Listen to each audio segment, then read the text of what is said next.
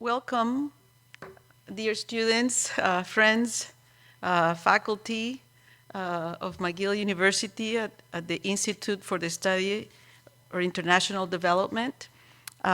It's been a long time actually planning for this panel, the McDonald Currie lecture, which is a collaboration between the ISID, the Institute, and the Faculty of Management. And it's taken us a while, actually, to plan for this. We wanted something that was meaningful and relevant, timely, and we zeroed in on today's topic, farmers and global value chains in times of crisis. We feel that there are many crises going on right now related to climate change, as well as wars. We just have come out of the pandemic. So we felt that it was important to bring this issue into our conversation.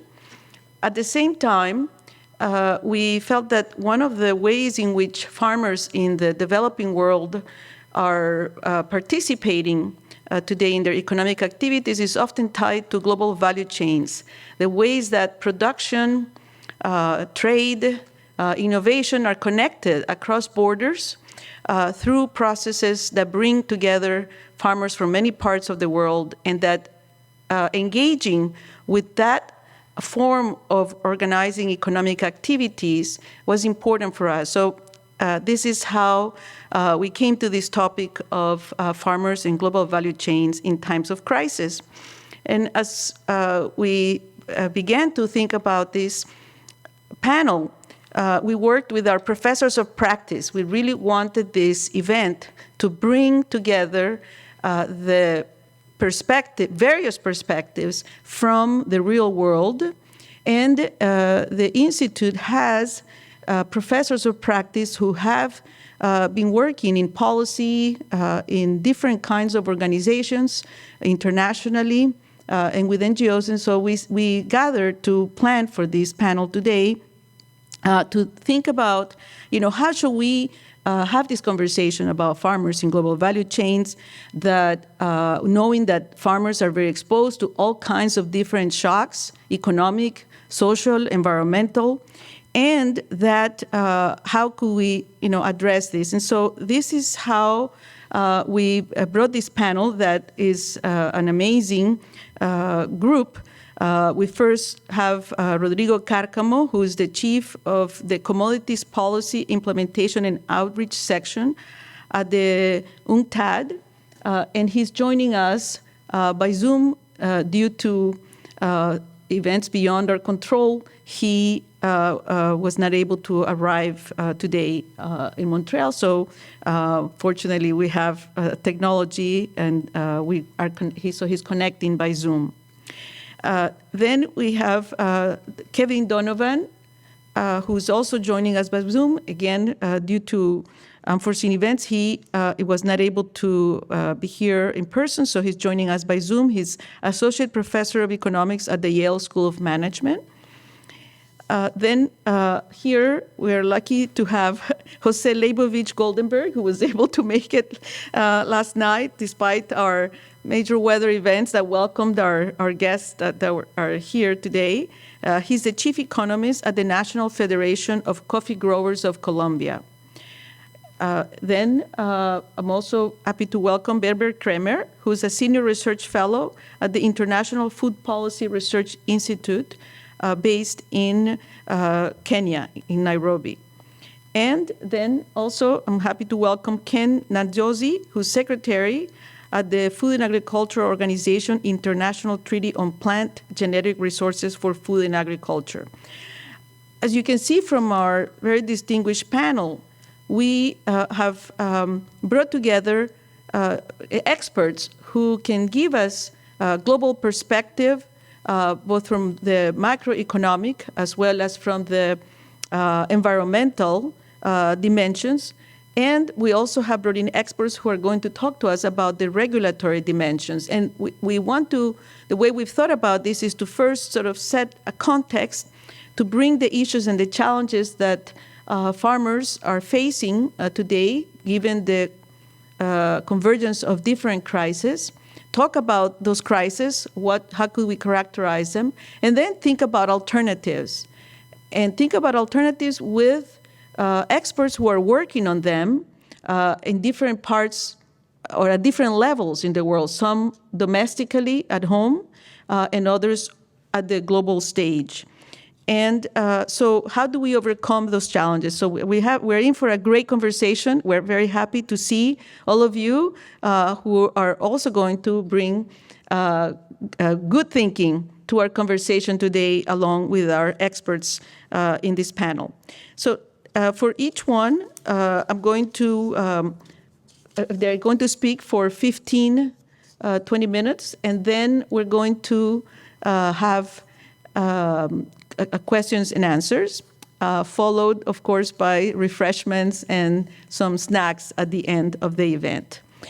Before I introduce our first panelists, I would like to thank very especially the McDonald Currie families for supporting this event and for allowing us to bring the best minds and experts in policy on a very important challenge that we are facing today, and to allow our development studies community and our international management community to engage in this conversation of such high quality. So thank you very much. So let me first start with Rodrigo, who let me just say a few words about Rodrigo. He is joining us from Geneva. So we know it's late over there. Thank you very much for bearing with us with the different time zones. And he is working on something that sounds sometimes contradictory: commodities, trade, and sustainable development. Definitely an important conversation for us.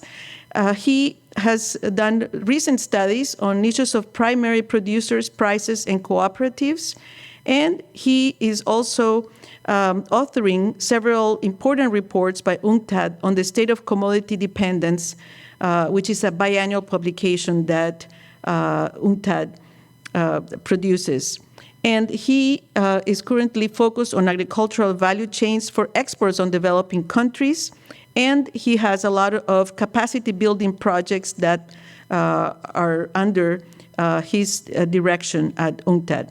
He has a master's in economics from the University of Oxford and a diploma in statistics from the University Católica of Chile.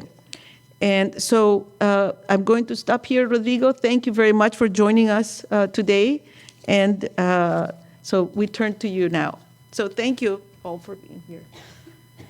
Thank you very much. I'm going to start sharing my screen with you. So let's we can move on. And yes, can you see the screen? Yes. Yeah. Yeah, perfect. Okay. So thank you very much to McGill University for inviting us to participate in this super interesting meeting. Indeed, the topic is very timely.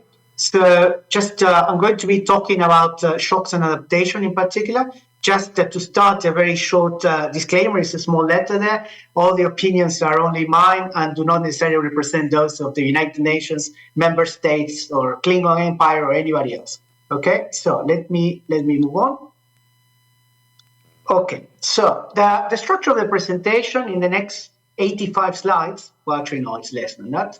It's I'm going to be talking first. I'm going to briefly characterize trade in agricultural products so we have an idea how big is trade in agricultural products. Second, I'm going to be talking about why price volatility matters. I'm going to discuss a little bit characteristics of commodity price volatility without entering into a lot of detail. My colleagues are going to talk more about that, I understand. Then I'm going to mention why countries are vulnerable, sectors and stakeholders, to price volatility. Then I'm going to be discussing something that is very relevant for the current crisis, which is the climate change, supply shocks, price volatility link. Then I'm going to be connecting that to the connection between deforestation and agriculture.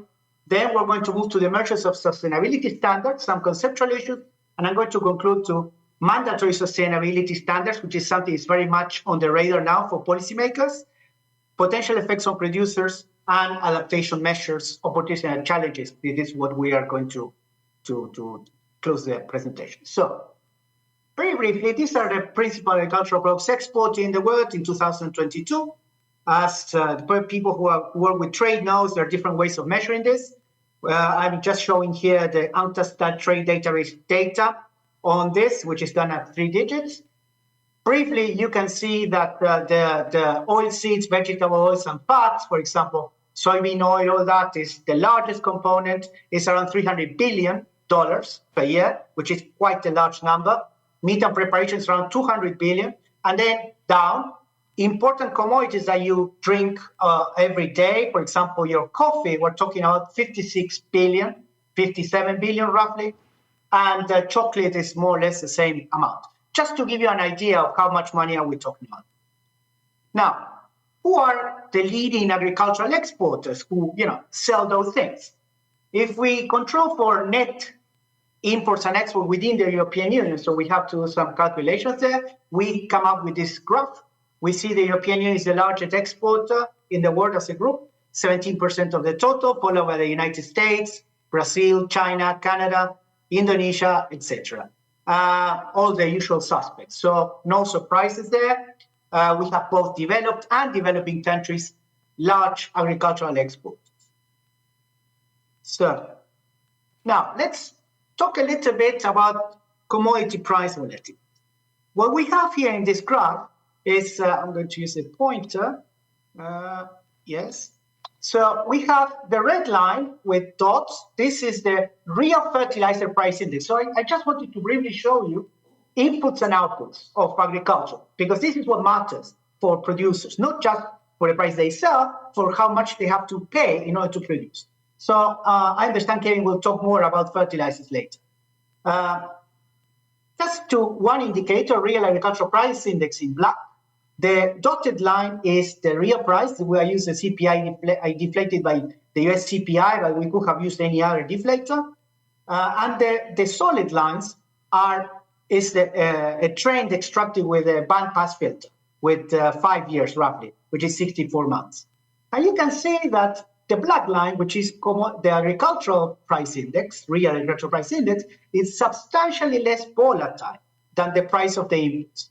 And you see the huge spikes that we have around the financial crisis and recently with COVID, and especially afterwards during the war in Ukraine. So we see aggregates very high, very volatile prices. Now let's look a little bit at the composition. I didn't add the prices of fertilizers because the scale shot up, so I didn't bring it in. But I wanted to show you that volatility of commodity prices is not only not constant, but extremely variable according to the product. So on the left-hand side, we have raw materials, relatively low volatility. We see even a fall between the 2016-2018 4-year period and what happened after COVID and the war in Ukraine. So beverages, not a lot of changes. Other food component, not a lot of changes. But please look at vegetable oils and meals, which we showed before was the largest component, 300 billion roughly around the world. Look at how volatility shoots up.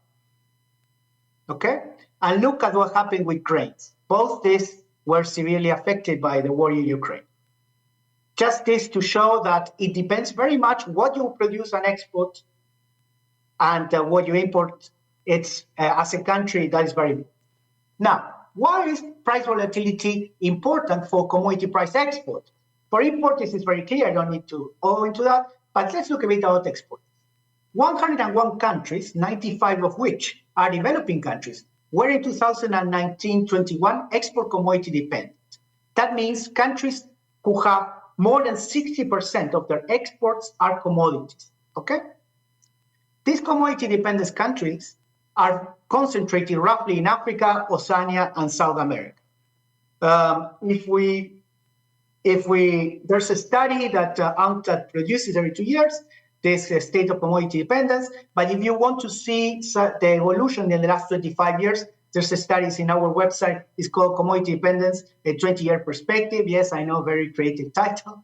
And that shows what has happened in the last 25 years. Pretty much not a lot of changes. Now, 45% of all commodity-dependent countries are in Africa. All the 12 countries in South America are commodity dependent, all of them. And in Oceania, 12 or 14 countries are commodity dependent. So these regions are massively commodity dependent. Another important issue is that commodity dependence affects disproportionately the shares of countries with special needs. 81% of landlocked developing countries, 3/4 of least developed countries, 61% of small island development states are commodity dependent. So the poorer you are, the more likely you are to be commodity dependent. Now, for 38 of the commodity dependent countries, 36 of which agricultural exports, which what we're going to be talking about, dominate.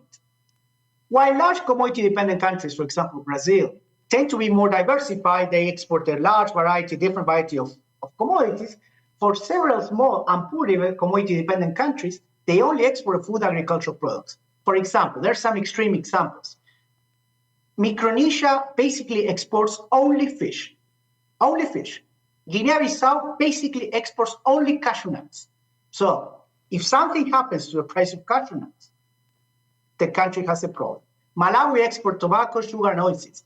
We could go on, but just to say, very poor countries are very dependent on very few products. In case of smallholder dominate value chains like coffee, which is going to be discussed later, and cocoa, are particularly vulnerable to price volatility of outputs and inputs because they lack buffers. When you're a smallholder, you pretty much have no help from the state, you have no access to credit, you rely on the credit by intermediaries, something that the colleagues will talk later will talk more about. Now, this is just the map to show you agricultural export shares in 2019 to 2021 in percentage. The darker the areas, the more dependent you are on agricultural exports. As you can see, South America, Africa, Oceania, and a bit of, some other countries too.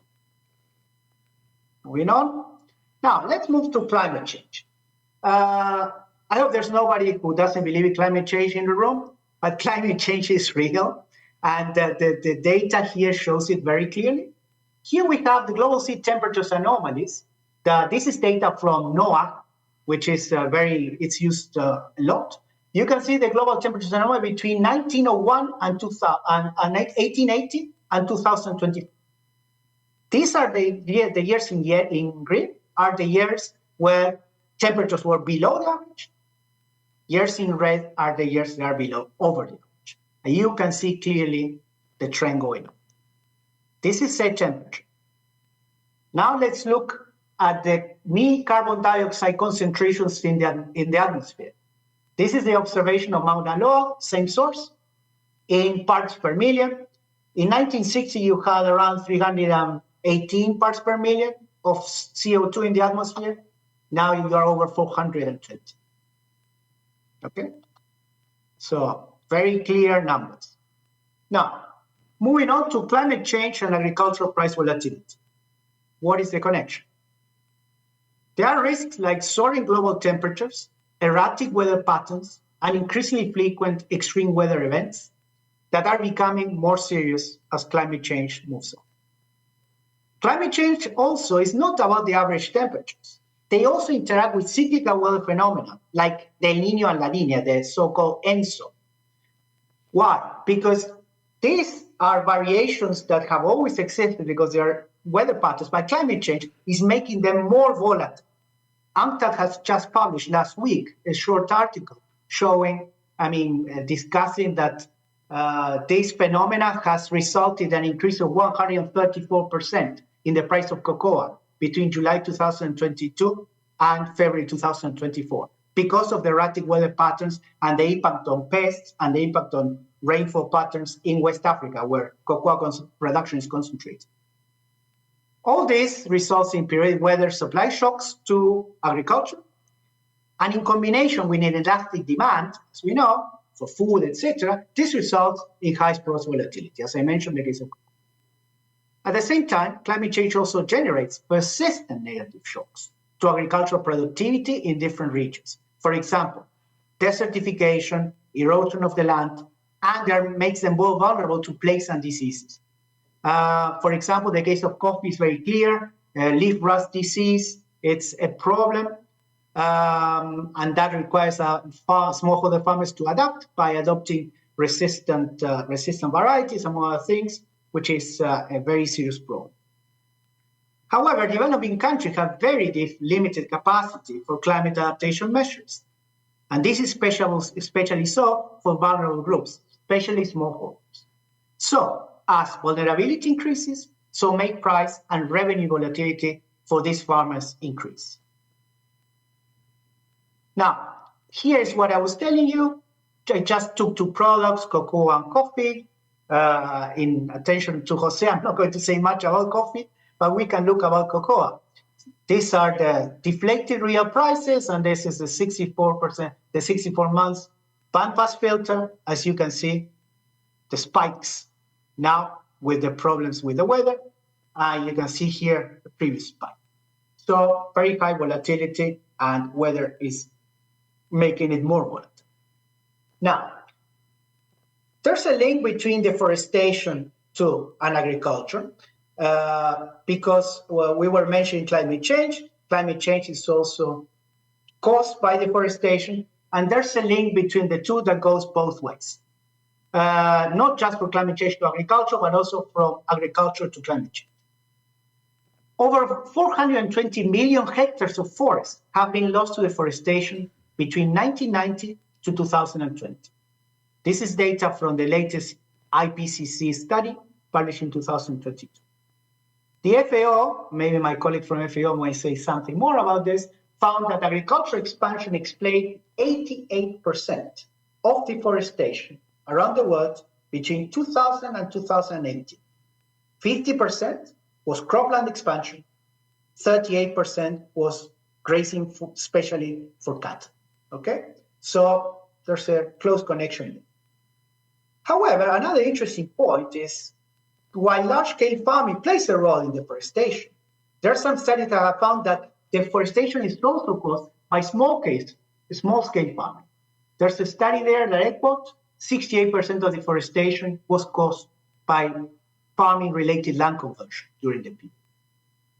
Now, there are many different tools, for example, cheap satellite images that have made recently monitoring of deforestation much faster. I'm going to show you something now. A key factor is in understanding the economics of deforestation, why this deforestation is happening, is the economic value of land use change. The old models of deforestation were the usual hoteling models of, you cut down the trees, the wood has a use, it's like the extractive models, but the third generation models that are used now, what is really the key is what is the use of land to produce, and in particular to produce agriculture. So the modern models study that.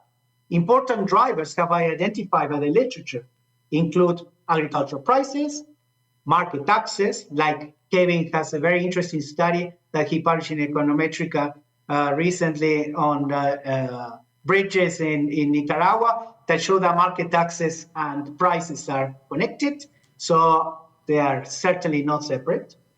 Trade policy, infrastructure, build roads and ports are drivers for this market access. But also it's very important that what are the static and dynamic payoffs that farmers get from transforming land from forest into agricultural land.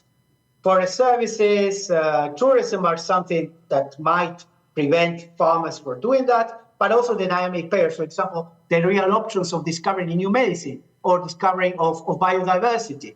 These are issues that give value to conservation. It's a real option. There's a study that I quote there, Balboni. I'll show you the references at the end. So if you're interested, you can look it. Now, look very carefully. Rodrigo, I'm going to show you two.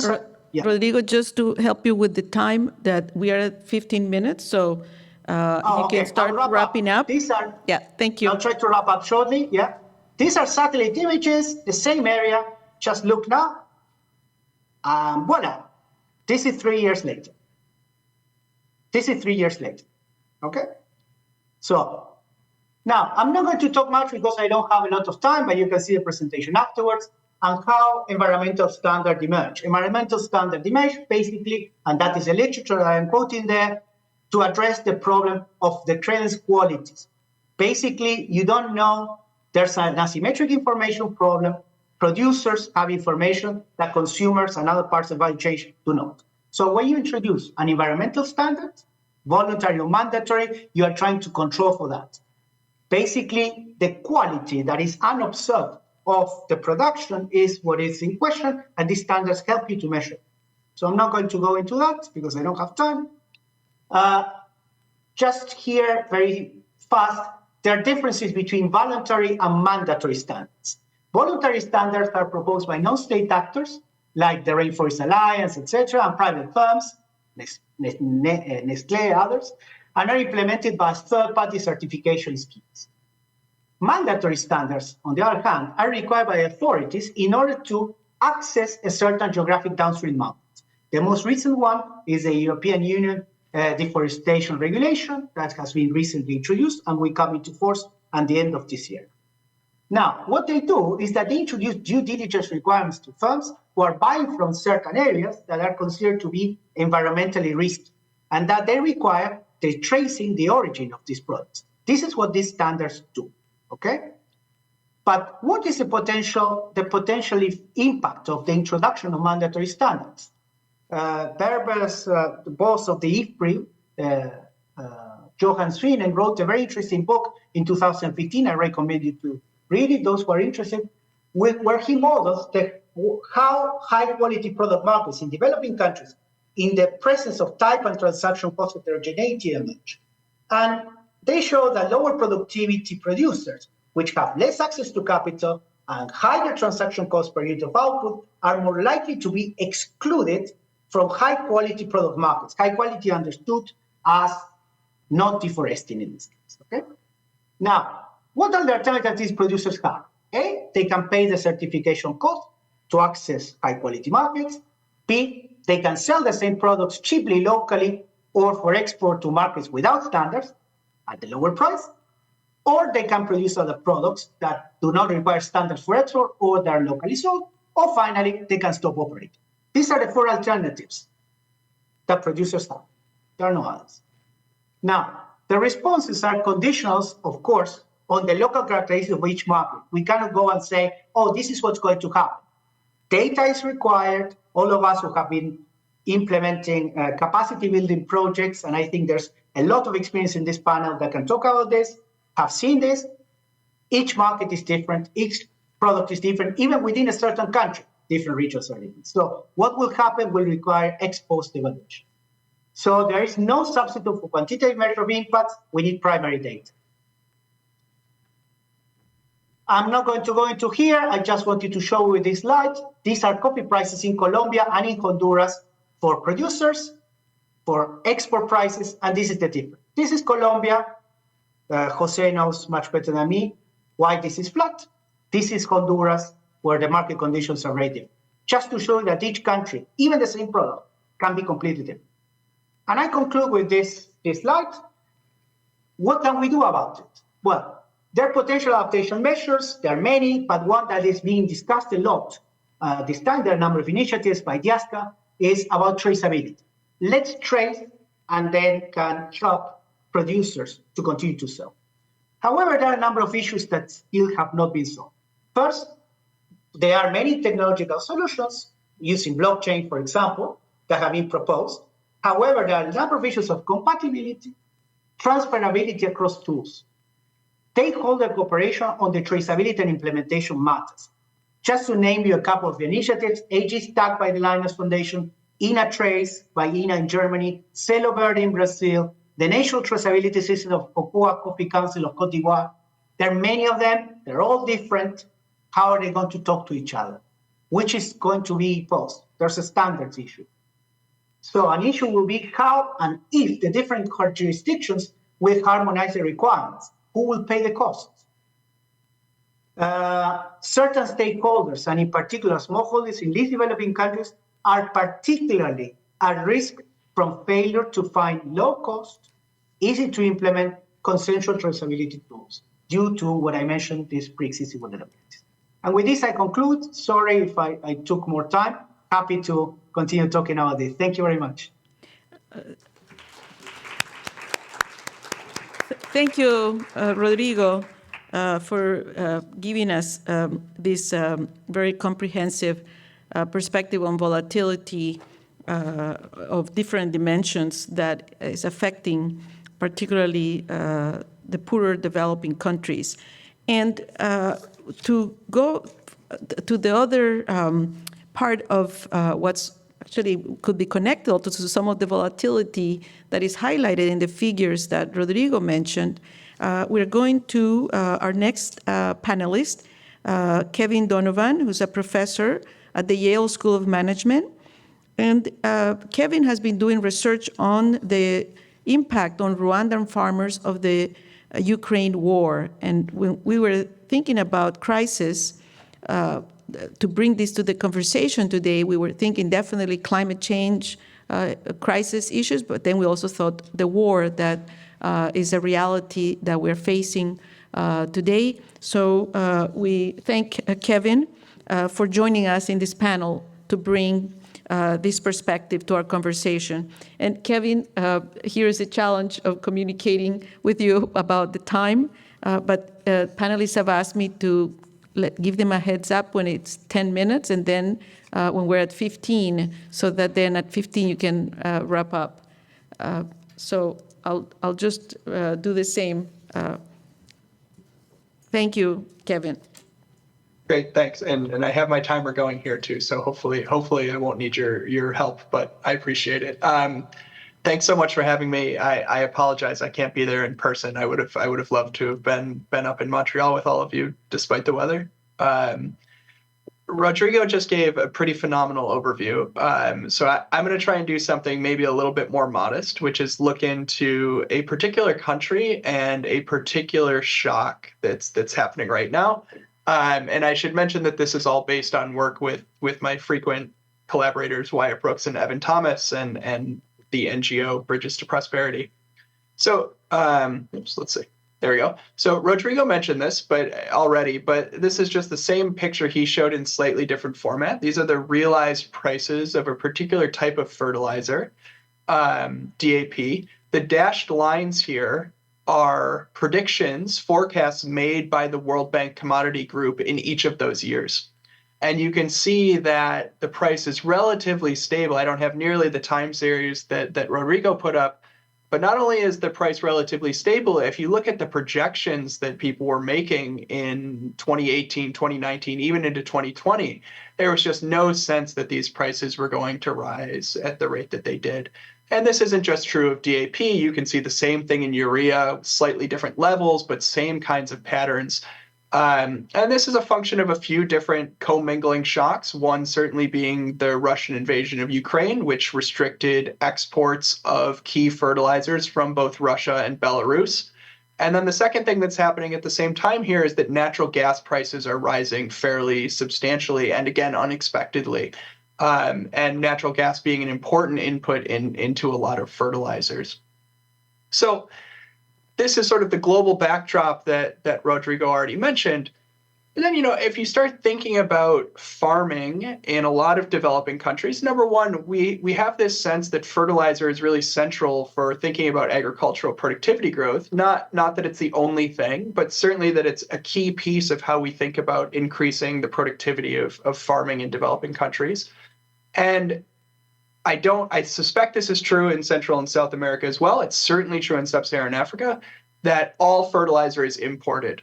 So that's something that's changing over time that I'm happy to talk more about. There's some interesting stuff happening on the horizon, but at least over the last couple of years, you have this central input to agricultural productivity where farmers in these countries are particularly exposed to global price fluctuations. So these events that are happening in Europe, in the Middle East, are then eventually filtering down to Rwandan farmers and farmers in Sub-Saharan Africa more generally.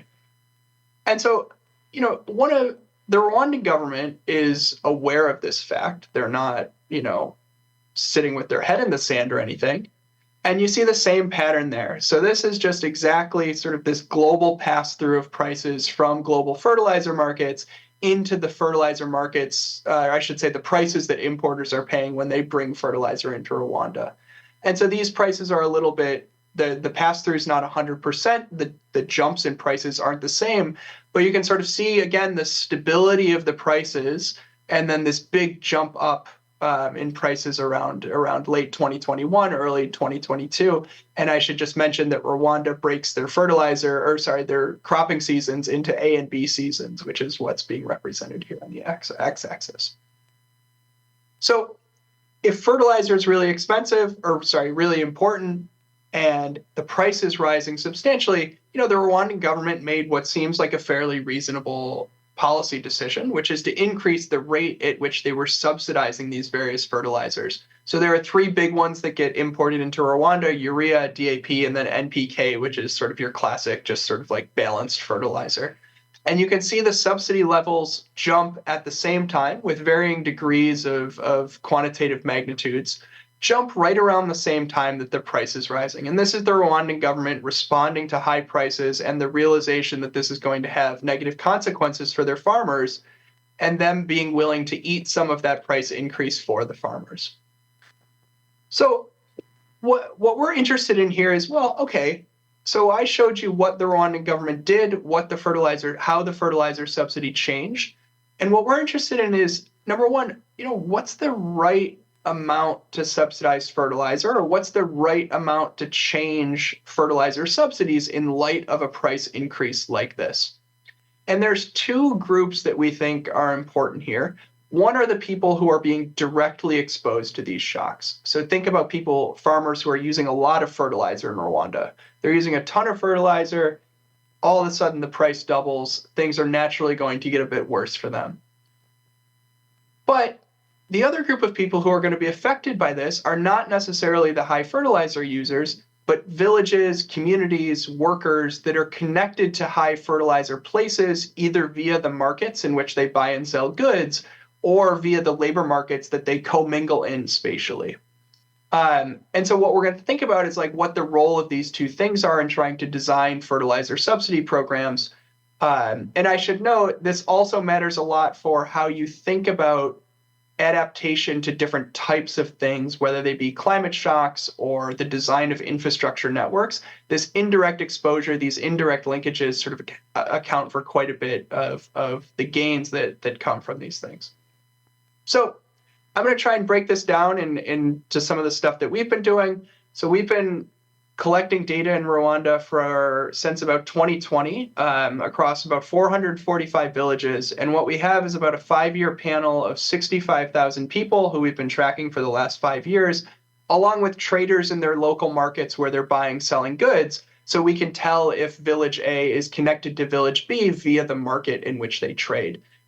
This is part of an ongoing randomized control trial with Bridges to Prosperity and the Rwandan government, where we're randomizing the construction timing of about 200 footbridges, which is the picture on the screen here, with the goal of trying to understand infrastructure networks in light of climate change and how we should be thinking about rural infrastructure.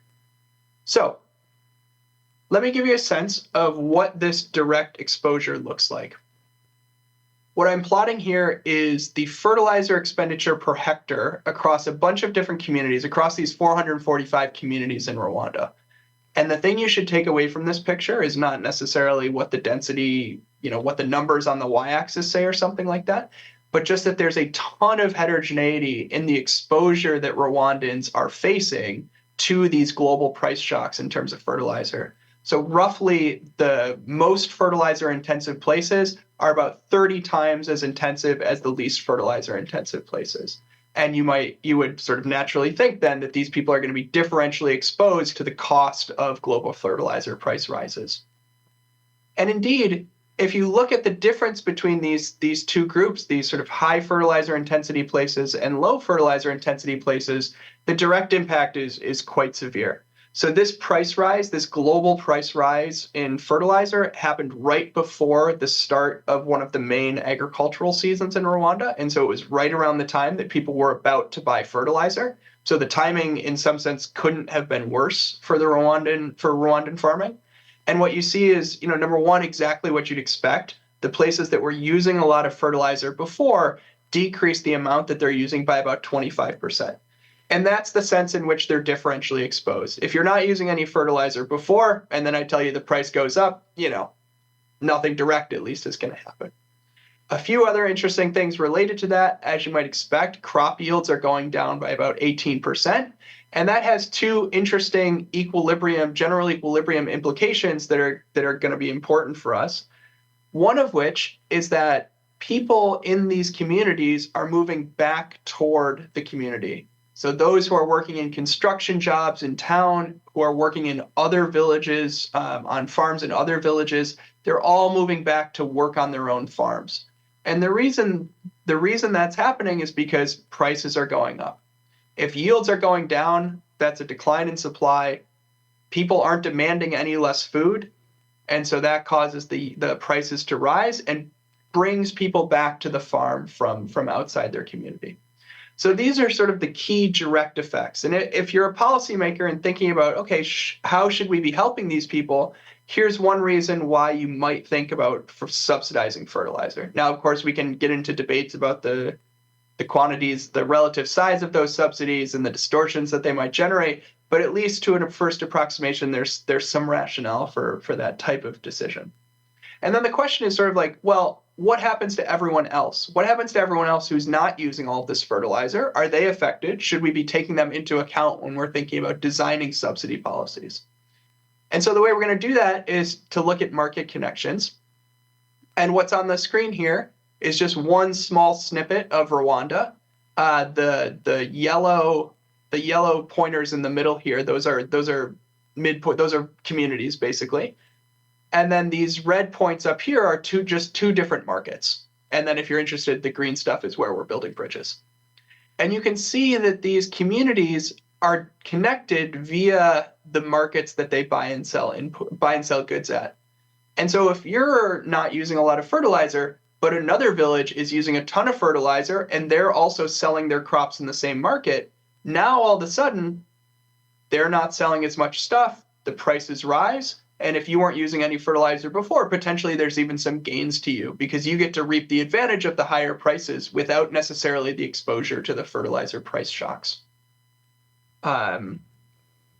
So what does that look like? Indeed, you see something very similar to this. And I see the screen moving around, and so I'm guessing I have about 4 minutes left or so. We passed the 10-minute mark, just to let you know. Okay. I've only got a couple I'll slides let you know left, again so when we're at the 15 minutes. Thank you. So what happens to these places? Well, it turns out if you're in a village that's connected to a place that uses a lot of fertilizer, the wages in your village go up by about 11%. Why is that? Well, it turns out that because these people from high fertilizer villages are going back to their farm, now all of a sudden there are these new jobs available to people that were taken by folks from these types of villages before. And similarly, like I was mentioning, you see crop prices rise for these folks as well. Why? You get the benefits of the higher prices without the fertilizer exposure necessarily. And so what do we draw from this? Well, the first thing we want to draw from this is that, there's sort of this distinction between how we think about social insurance and fertilizer policy. Maybe someone on the panel can correct me a little bit here if I'm misstating, but my sense is that fertilizer policy tends to be a discussion around increasing productivity, long-run protection of agriculture, etc. But these places are exposed to these relatively wild price fluctuations. And so in some sense, fertilizer policy is social insurance. The other thing that we're learning from this is that if you're just thinking about targeting those who are directly affected, the subsidy level that you're going to implement is going to essentially overcorrect the problem. Having high subsidies is great for people who are using a lot of fertilizer and who are exposed to this shock, but it's also going to dampen the positive effects to the other people who are connected to those high fertilizer places via markets and either output markets or via labor markets. And so the optimal policies are going to take into account how those spillovers happen and going to come to sort of like a lower subsidy level than would be created if you just targeted the most affected people. And then finally, I'll just mention this same kind of reorganization of how people are moving across space and how people are changing the way they utilize markets also means not only does it overcorrect, not only does it suggest too high a subsidy if you don't take it into account, it also underpredicts the benefits of things like new infrastructure that don't take into account how that reorganization is going to happen. And that, we think, is sort of the central message from a lot of this work, that those types of effects should be taken into account. And so that's all I have. Thank you very much. I'm very much looking forward to hearing everyone else's discussion and the questions afterwards.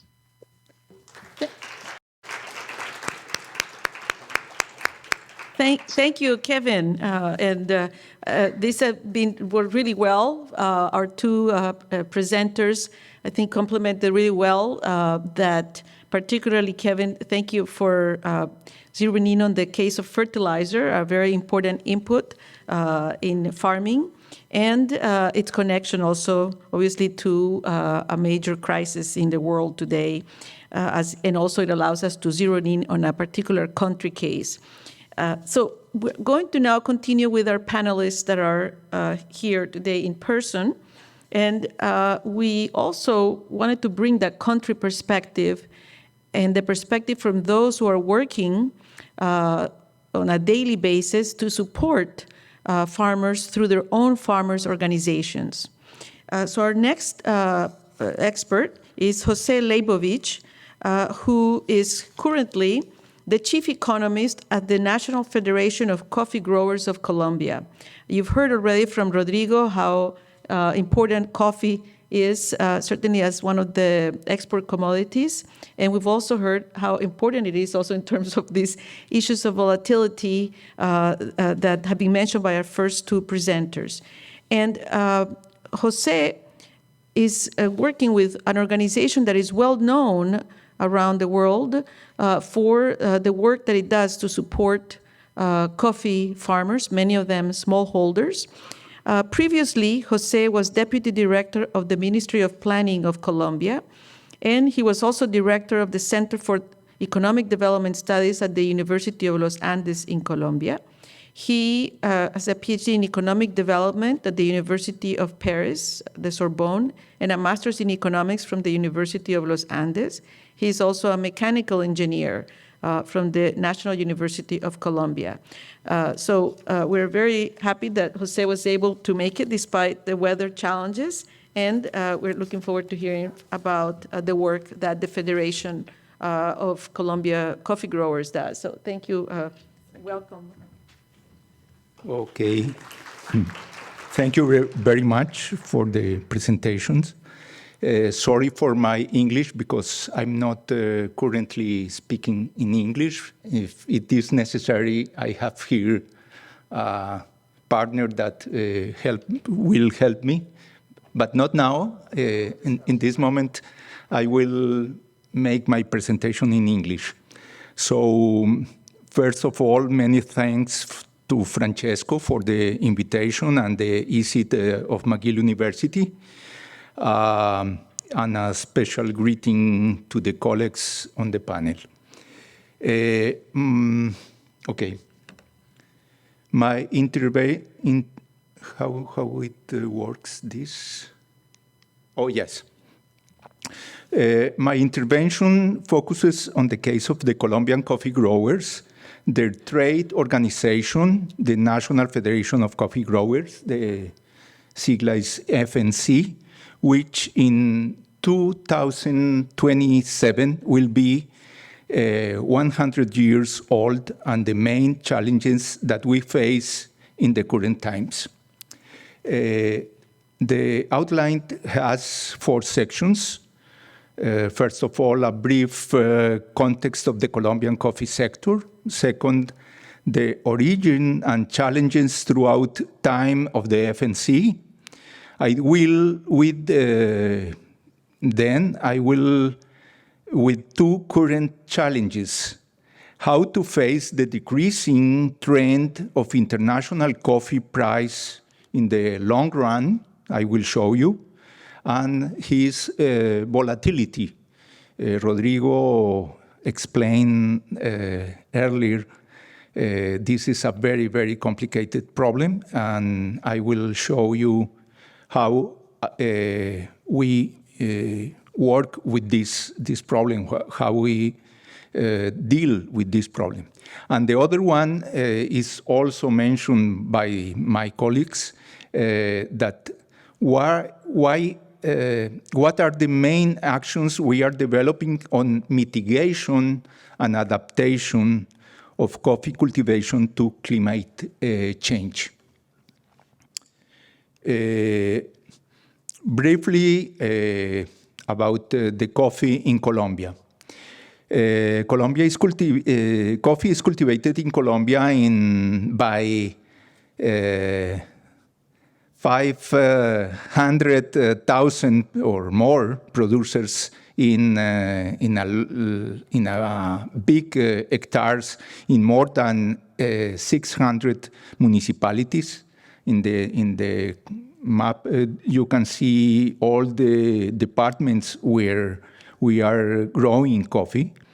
And 98% of the producers are small producers with less than 5 hectares cultivated. The average age of producers is 55 years old, are not young people. 31% of producers are women, and the average educational level is 5.3 years of education, very low. The predominant production model is that of family agriculture, with a serious problem of an aging coffee population due to a lower birth rate and the migration of young people to the cities. Now I will show you a little bit about the exports. Colombia is the third largest exporter of coffee in the world, after Brazil and Vietnam, and is the first exporter of mild and better quality coffees. Coffee exports have been among the most important in the country during the 20th century. The main destinations of Colombian coffee export are in order: United States, Germany, Belgium. Canada is the fourth, fortunately. And followed by countries in the Far East, Japan, China, South Korea. The main Colombian coffee exporting firms are, in order of importance, the FNC. I will explain its presence and participation in commercialization later on. It should be noted that those that follow in importance are mostly multinational firms in the coffee business. Okay. About the Colombian coffee institutionality, that is very, very interesting, and maybe particularly among all the coffee producers in the world, is that we have this organization. I mentioned before that in 2027, the FNC will celebrate 100 years of existence. We can affirm that it is one of the largest NGOs in the agricultural sector in the world. It was born with the objective of defending the interests of small coffee growers against the large commercial houses that exercise oligopoly power. It does this by buying a fraction of the harvest at the equivalent international price and exporting it. Since 1940, the main tasks carried out by the FNC have been financed by a mandatory contribution established by law and paid by all producers. This contribution is currently of the order of 6 cents per pound exported. In the last year, 78 million was collected, which is used to develop the main programs for the benefit of coffee producers and their families. Okay.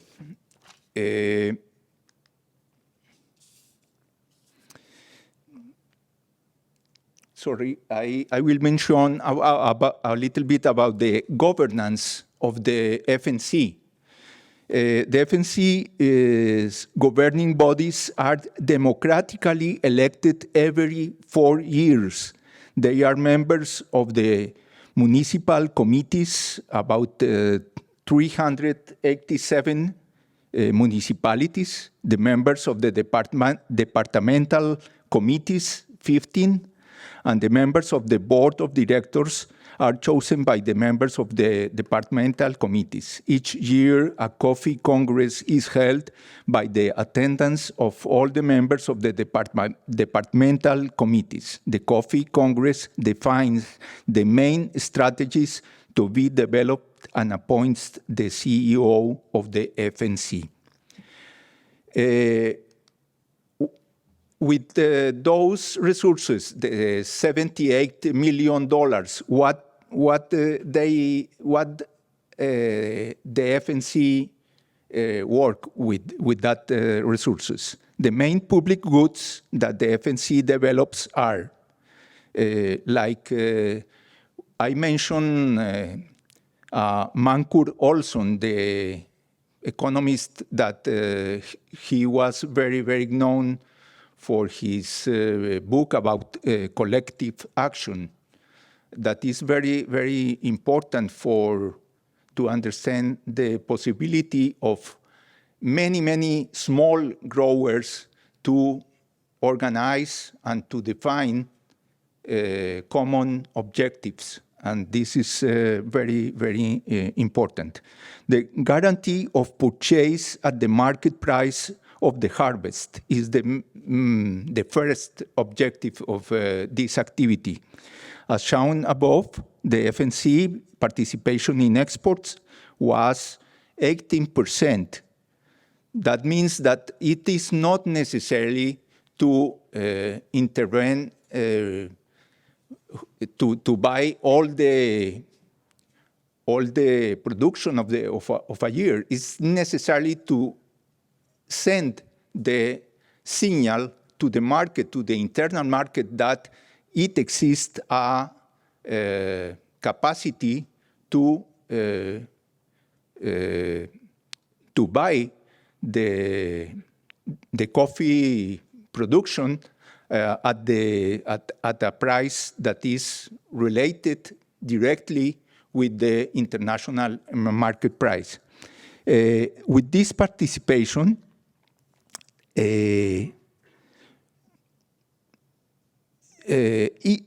if this guarantee did not exist, the contrafactual will be a lower price that the producers will receive due to the oligopsony power of the buyers. That's the point.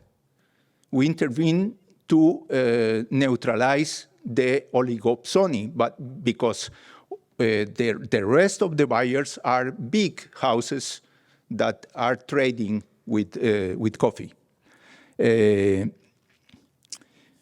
Okay, the second point that we make with these resources is the technical assistance service provided to all coffee growers to transfer the appropriate cultural practices and to help solve the problems that producers face in order to obtain a product of excellent quality. The third one is the scientific research at Cenicafe, is the name of this center, dedicated to develop new pest-resistant varieties, higher productivity varieties, and environmentally friendly technologies to save water use and reduce pollution. The fourth one is the promotion of the brand Café de Colombia, the best mild coffee in the world. And the fifth one is co-financing resources from NGOs, local or international NGOs, and local governments to develop projects to improve the quality of life in the coffee regions, like roads, health centers, schools, etc. Okay. Well, I will pass to the last two subjects about the. There are more challenges, but I will focus on two challenges. The first one is about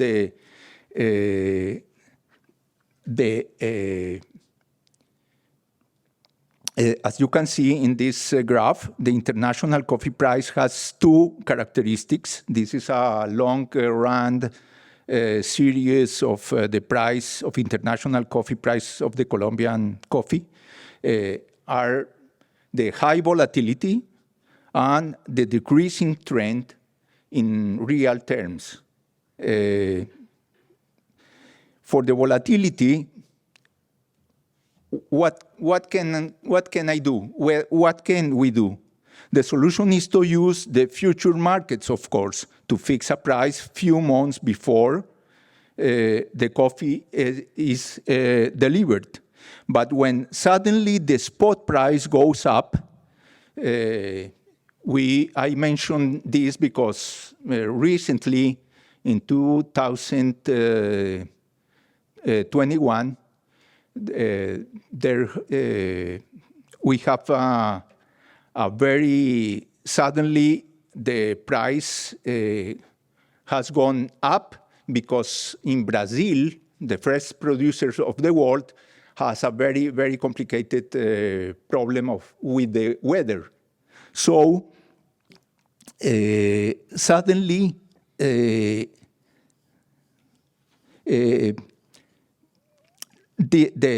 solution to use the future market to fix a price few months before with this event of the Brazil I mentioned, the spot price has gone up and a moral hazard appeared, of course. Many producers, they did not accomplish the contract. And this kind of phenomena is very common in this situation. And unfortunately, it does not exist in my country, in Colombia, an assurance market for those breaches.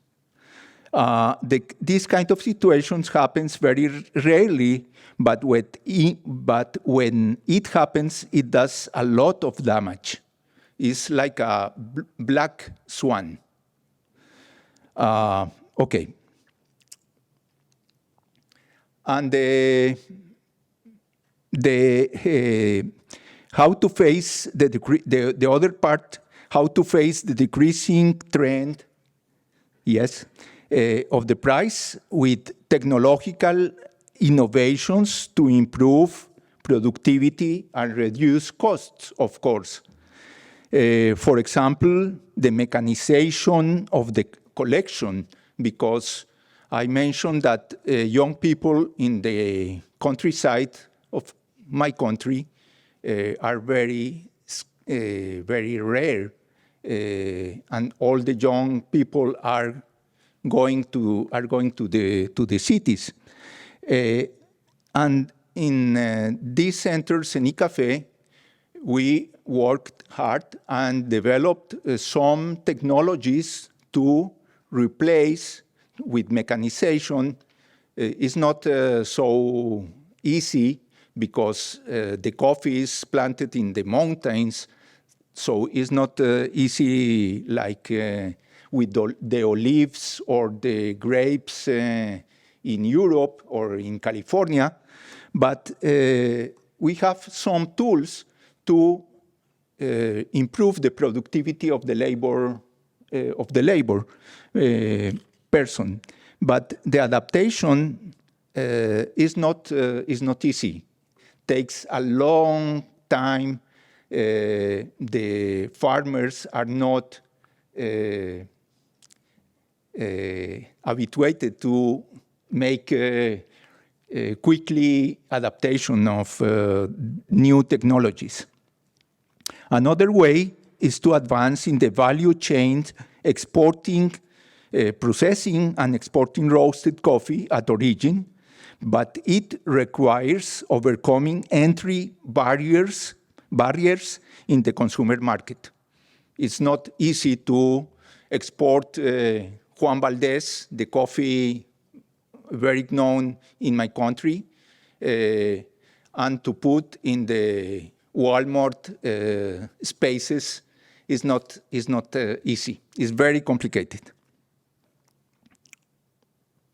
Okay, and the final point of my intervention is how to face with the climate change. And the climate change not only is, like Rodrigo mentioned, is not only the high temperature, but the variability of the climate. The Niño and the Niña, all the time we are in this kind of cycle. And I found recently this publication I mentioned here is from the Economist from January 2024. And it is mentioned in that article that in 2050, maybe the coffee production of the world will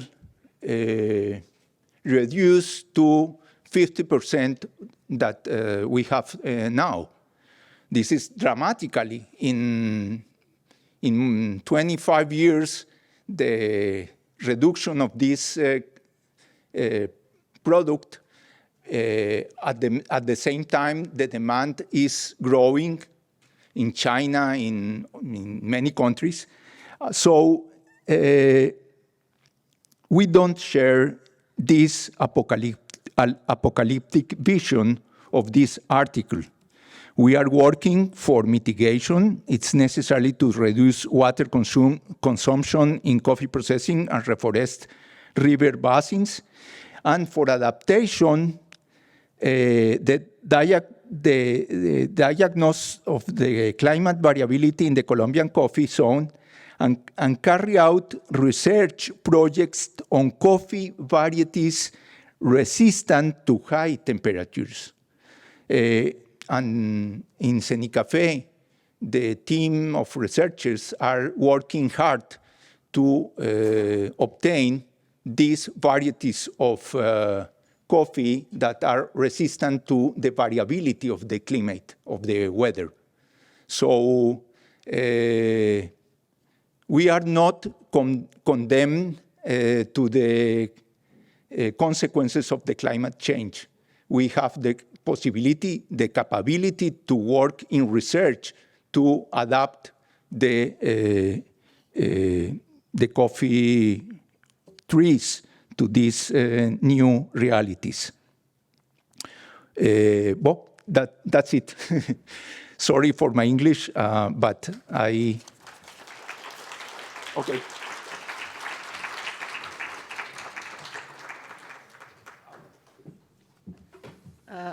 Thank you, Jose.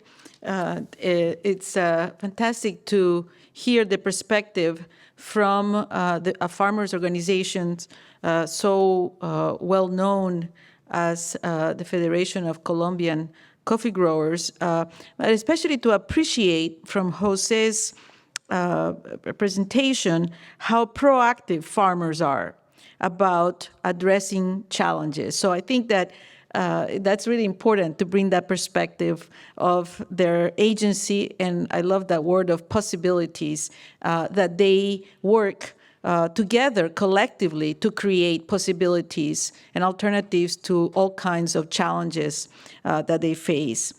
And among those alternatives that Jose highlighted is the issue of technology. That came up a lot, as how they're working, in all kinds to address all kinds of ecological challenges. And I think that this works very well for our next speaker, Berber Kremer, who is going to be focusing her intervention on technology and mitigating strategies and the challenges related to adoption of new technologies, particularly based on the work that the International Food Policy Research Institute has been conducting in South Asia and in Sub-Saharan Africa. And importantly also, I think Jose mentioned how women are farmers. And Berber is also going to bring that gender perspective to our conversation. So Berber is a senior research fellow with the International Food Policy Research Institute. She's currently based in Nairobi, in Kenya. And she has focused her work on the financial inclusion of smallholder farmers, on technology adoption, on gender, and particularly looking at the challenges of adapting to climate change. She leads a research program at IFPRI that uses digital innovations to strengthen agricultural insurance and finance in Ethiopia, India, and Kenya. And she also leads behavioral research and impact evaluations on genetic innovation. She has a PhD in economics from the Timberger Institute in the Netherlands. So welcome, Berber. Thank you so much, Paula, for that introduction, and thank you for having me here to McGill, and especially to Francisco for the invite. It's really exciting to share some of our work and solutions on adapting to climate change for smallholder farmers and the lessons that we have come across in this work.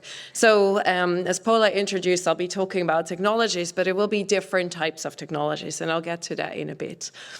First of all, I wanted to kind of take a pause and talk about what are the consequences of climate change and why is it so important that we're looking at solutions for farmers to better adapt to climate change.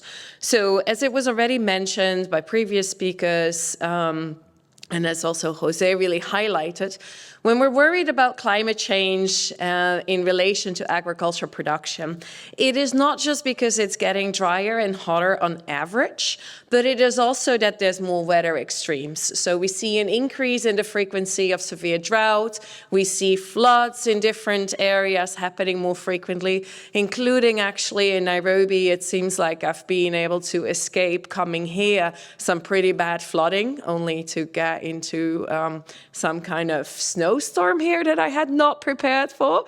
And so we're seeing a lot more extreme weather events across the globe. Now, this really is thought of having two big effects on agricultural production. First of all, what we call exposed effect of shocks. So as a drought occurs, and farmers experience losses to their production, either livestock not getting enough food and potentially milk production going down, livestock getting sick and perhaps even dying, and farmers having to replenish their stocks, crops not doing as well. That's one channel, and that reduces incomes and means that farmers might start looking into what can we sell in order to make up for these losses. Maybe they don't invest as much in the next season because there's not as much money. In the worst scenarios, they're cutting down on meals, which reduces labor productivity, reduces nutrition. We've seen that this can have implications 10 years, 20 years later for kids' labor productivity once they grow up, when their parents have had to cut meals because of a drought for these kids. Also, we see people taking kids out of school, so there's a lot of consequences that these shocks can have exposed. So that's one reason for why we're really worried about that. But another really big effect, and maybe even a bigger effect that is much more difficult to see, is more a psychological effect. The ex ante effect of risk. Just knowing that there can be a drought means that people are underinvesting in agriculture because they're risk averse and they don't want to put all their money in one basket at the risk of then losing all that money, losing that investment because of the possibility of a drought. And likewise, banks are very hesitant to lend to farmers, to lend for agriculture because of the risk that there is in agriculture. And so we're seeing that this is related really to underinvestments in the sector, even in seasons with perfect conditions when the crops and the livestock would have done just fine. So I think that's really important to keep in mind, that there's both these ex post and these ex ante effects. And so why is this more of a problem in the global south? Well, first of all, climate change was not caused by the global south. So here we're really talking again about global issues that are affecting farmers we are working with locally because of global trends. And so that's, of course, the big issue here. It's a problem for the global south, but climate change was caused by decisions taken more in developed countries. But in addition to that, this is really a big problem because, first of all, there's less research and development in low-income countries on how to get adaptation and mitigation at the right speed. Second of all, there's less infrastructure to disseminate information, for instance, warning systems. There's less information infrastructure, for instance, weather stations, less accurate weather forecasts, things like that. And there's thin financial markets to cope with the financial consequences.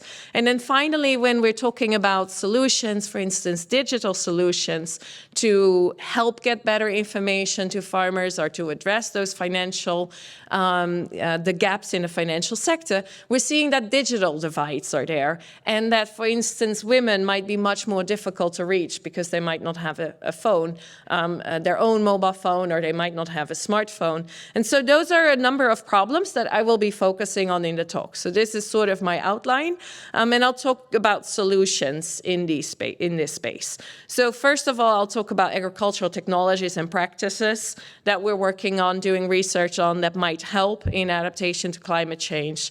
I'll talk a little about information technology for better adaptation.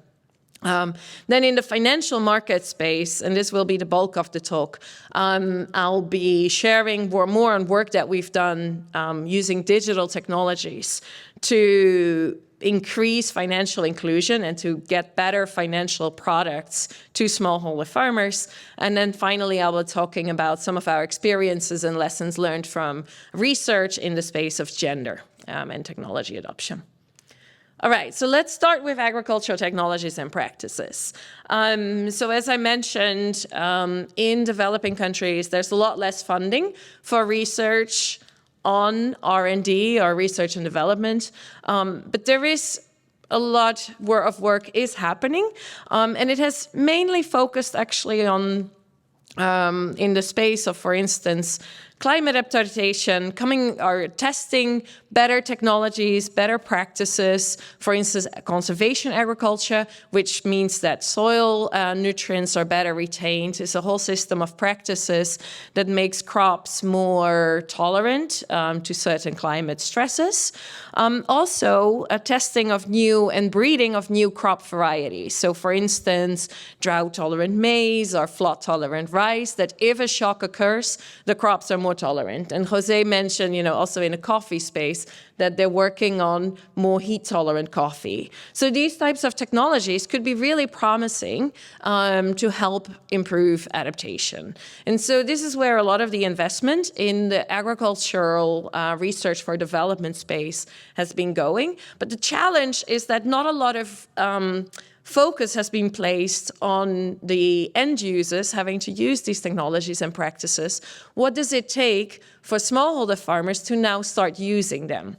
And so what we see a lot is that new varieties, beautiful varieties that could do very well, just end up in shelves and in seed companies and aren't being used. And so, for example, we have this photo here of a farmer holding 2 maize cobs. And I was in the field, and it was just fascinating, to listen how the human brain, in a way, works and how difficult it is to get farmers to adopt new crop varieties, in this case, a new a new drought-tolerant maize variety. So this farmer has on one side a very large crop, and that crop is much higher yielding than the small crop. And even two of those small crops are yielding less than this one large crop.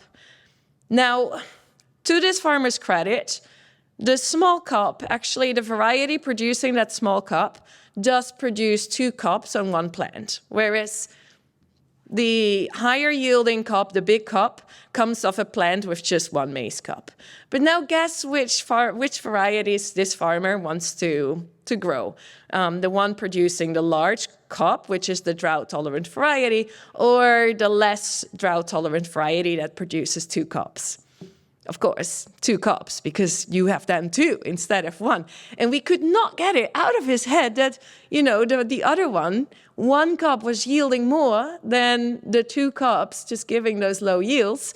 He just could not get out of his head that that would be the better variety. And so this is just showing how difficult it is to get farmers to move from an old variety that they're used to growing, they like their two crops, to now growing a new variety that has better potential yields and is more drought tolerant. It's a very difficult process. So that's one of the things that we're working on, really trying to get insights on, what does it take once the technologies are there to then get the technologies adopted.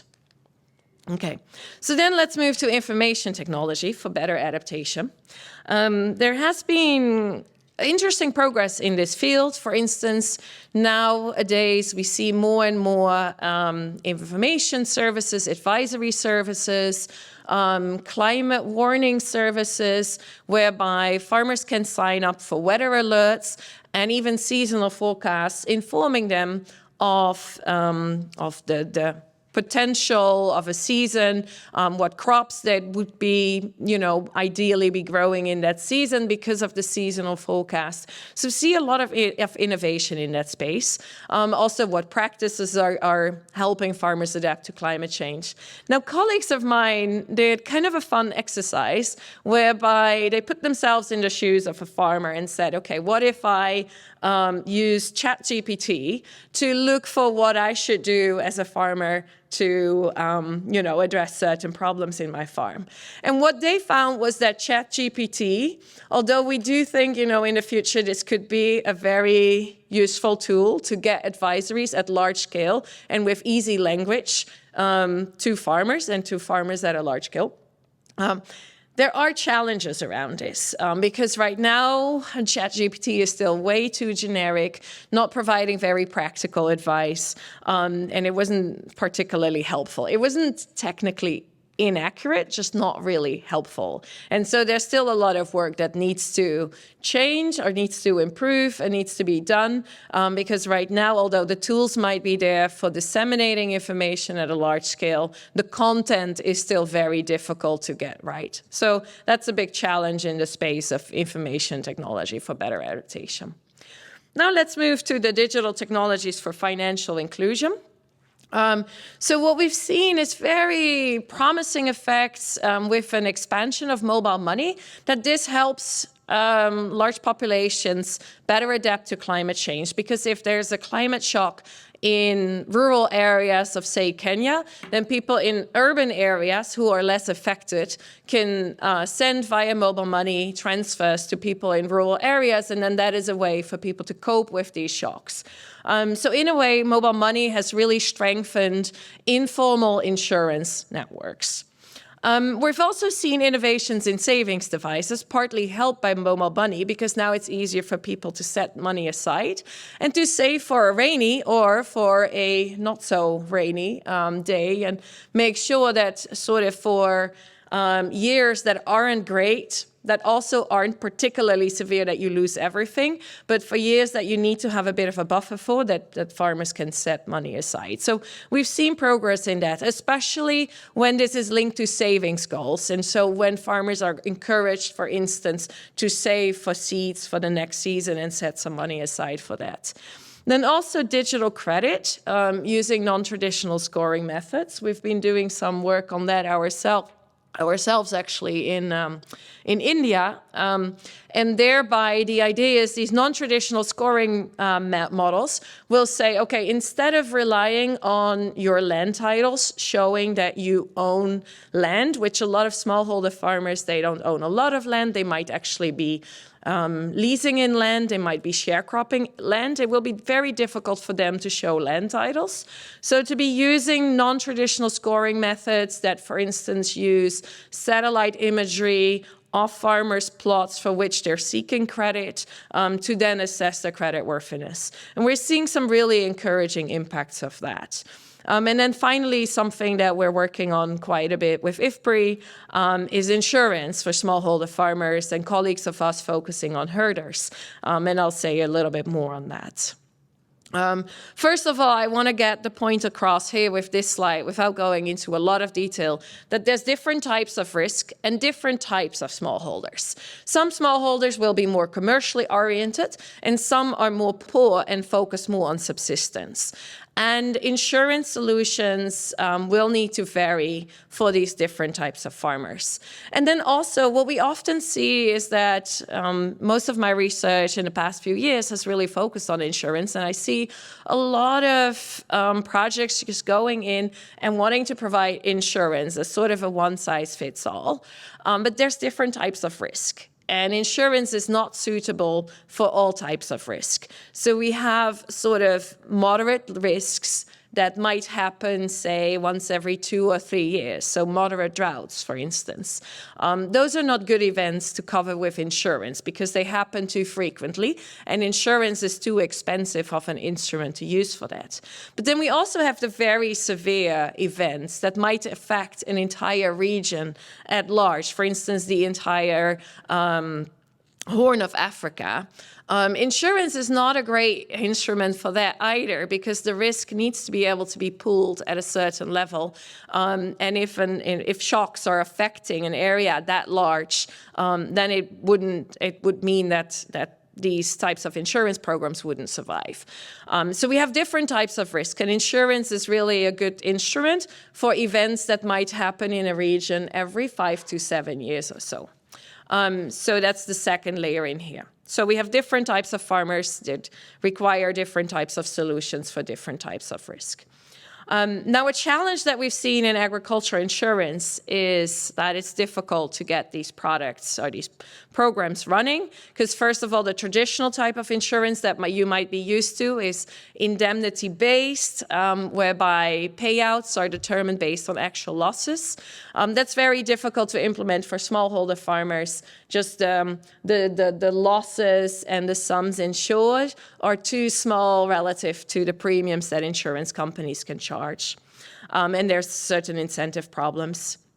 As an innovation here, index-based insurance was put into place. And so there the idea is that payouts are based on, say, rainfall or average yield in an area, objective measures that farmers cannot influence. So you don't have potential incentive problems or tampering with an insurance scheme. But the problem there is that demand for these products remains very low, and the index doesn't always correlate or correspond well with actual losses. And so we've seen very low demand for these products because in a lot of cases, farmers might face losses and not get a payout. We call that basis risk, and that has really reduced demand for these types of products.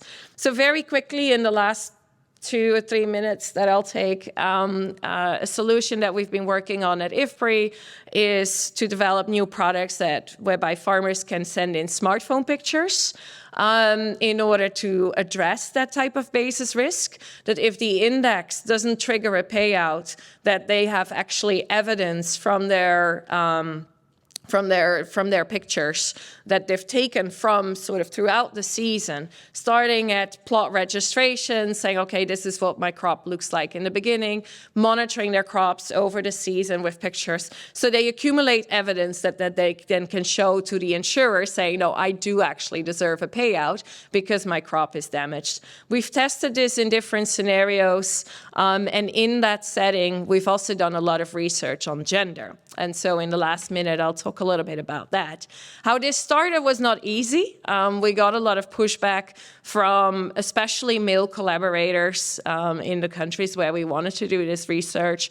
For instance, in India, when I would ask about women's role in agriculture, people would joke, oh, their role is to make the chapati. Enumerators didn't want us to be surveying women because they wouldn't know anything about agriculture. And only after really pleading with them to do it and to go and survey, they came back to us saying, hey, actually, they know a lot more about this than we had thought. And it makes sense that we will want to survey both women and men because women are actually important decision makers and important beneficiaries of insurance products as well. And so where we are now is that we're actually seeing very interesting gender differences when it comes to the impacts of these insurance products that we're testing. So first of all, in Kenya, where we offered picture-based insurance to both men and women, we're finding that especially women's demand for insurance increases when they are offered this picture-based insurance product, which was a bit surprising to us because we thought that the use of technology might actually make it less interesting for them, but they really jumped on this product and found it more interesting or better than the effects that we saw for male farmers. Also, we have done some testing with using edutainment or like a TV show to provide gender messaging around the decision to take up insurance. And we're seeing that this is important sort of in a lot of households. There's still this idea that man is the decision maker, and it's more difficult for women to contribute to these decisions. But then the use of gender messaging using edutainment and TV shows, sort of challenging people's norms, can be really powerful. So that's some interesting work there. And we have a fun drama that of which there's a QR code here. If the presentations are shared, you can look that up online. And finally, what I'm most excited about is that actually in India, where we offer these digital insurance products combined with credit, we actually saw that providing this to women who previously could not access credit, we really saw significant improvements in not only in their agricultural productivity, but also women's empowerment and mental health. And I think it's too small on the slide here to see that. But so that's a little bit of a snapshot of different things that we're working on in this space of climate adaptation. So thank you. And I'm sorry I took a few minutes more.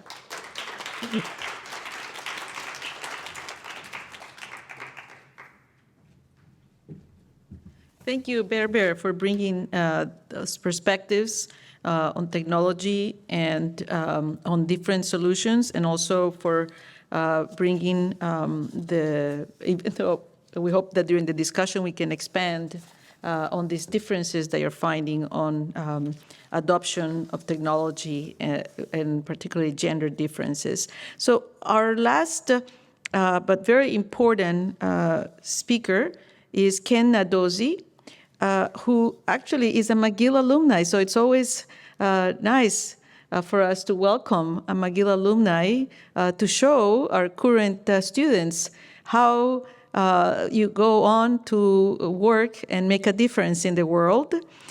He is currently worked as a secretary at the Food and Agriculture Organization International Treaty on Plant Genetic Resources for Food and Agriculture, a very important position to address regulatory issues. And we thought it was important to bring this regulatory perspective that influences the rights of farmers, and particularly in this case, the rights of small farmers, and how their position and how their perspectives come into global regulation, which of course influences important markets that we've been discussing today.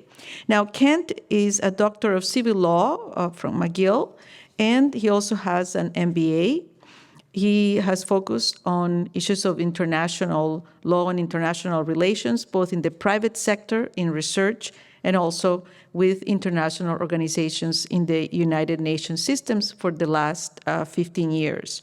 So we are very fortunate to have Kent visiting us today to talk about actually some points that I think are very interesting that have been brought up, for example, by the Coffee Farmers Association of Colombia. He was talking about issues of value capture. How do farmers get more in these global value chains where traditionally those who are producers, such as the small farmers, get the least from what gets produced and eventually what gets sold in the market. So I think that Kent has a lot to say to us about this. So welcome, Kent, back to McGill. It's a pleasure to have you here.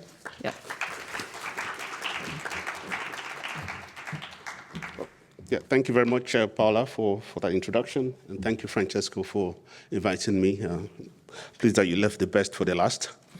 But hopefully, I'll be able to justify the invitation, and hoping that you're not all exhausted already to listen to what I'm going to say. But first, let me just give you the key messages I would like you to know, that whatever happens to farmers happens to all of us. They are the basis of our food production. Our existence is actually an existential issue that when farmers are in trouble, we are all in trouble. The second message is that everything is connected to everything. Kevin had mentioned in his presentation that the farmers in Rwanda who are suffering because of, the question you would ask is, what's the business of the farmer in Rwanda with the fight between Russia and Ukraine? They have no saying that, they have no input, but the impact of that is affecting them drastically.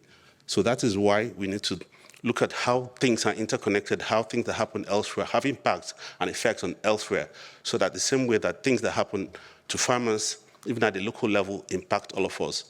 Both for the food we eat, some of the material we use for production, and along the economic value chain that we have in the global system. In Africa, for instance, where you have a huge proportion of the population as farmers, if there's a major shock, immediately a major proportion of the population is impacted. But in North America, where you have 2% of the population producing 99 or 90, almost 100% of the food, if anything happens to a very small proportion of that population, because you can imagine the proportion of the impact as well. So that would give you an indication of that connectivity and the impact and the relevance of what we're talking about. Yeah, luckily, some of the initial speakers have already touched upon some of the global challenges that we're facing, climate change, biodiversity loss, economic shocks, conflict, armed conflict, and things like that. But one of the key aspects of it is that this time, most of the challenges are coming in stacks. Previously, years ago, you could see them in sequence, where you have droughts in one year, and then you have flooding in another, you have, some other conflicts. And this time, they're coming in groups, and that is why it has made this such a complex situation, and made it even much more problematic to deal with them in, very individual ways, so that whatever solutions and approaches you want to take must be comprehensive, must be integrative, must be encompassing in doing so. So the aspect I would talk about as well is that this, in addition to, of course, the complexity and how numerous they are, is the fact that all these issues have that mutually reinforcing ability of, I would say they are locked in a mutually reinforcing cycle of cause and effect, where climate change causes biodiversity loss causes economic damage, and agricultural production systems impact the climate. So they are in that mutually negative reinforcing cycle of cause and effect that we need to really look at in addressing the thing. And unfortunately, it's the small farmers, holder farmers, that are disproportionately impacted by all this, because they are vulnerable, they don't have a say in the processes and decision-making or the policy-making, they don't have the economic clout to immediately address, or the buffer to keep them from the impact of these challenges. Just a little bit of context, at least from the agricultural perspective of some of the damage, while you know broadly what the issues are, to give you a perspective of some of the issues and the loss we have suffered and the risks that we also face in this context. That, over the millennia, we have, as humanity, used over 600 crops for food, either by collection or by actual cultivation. But today, out of that, only 150,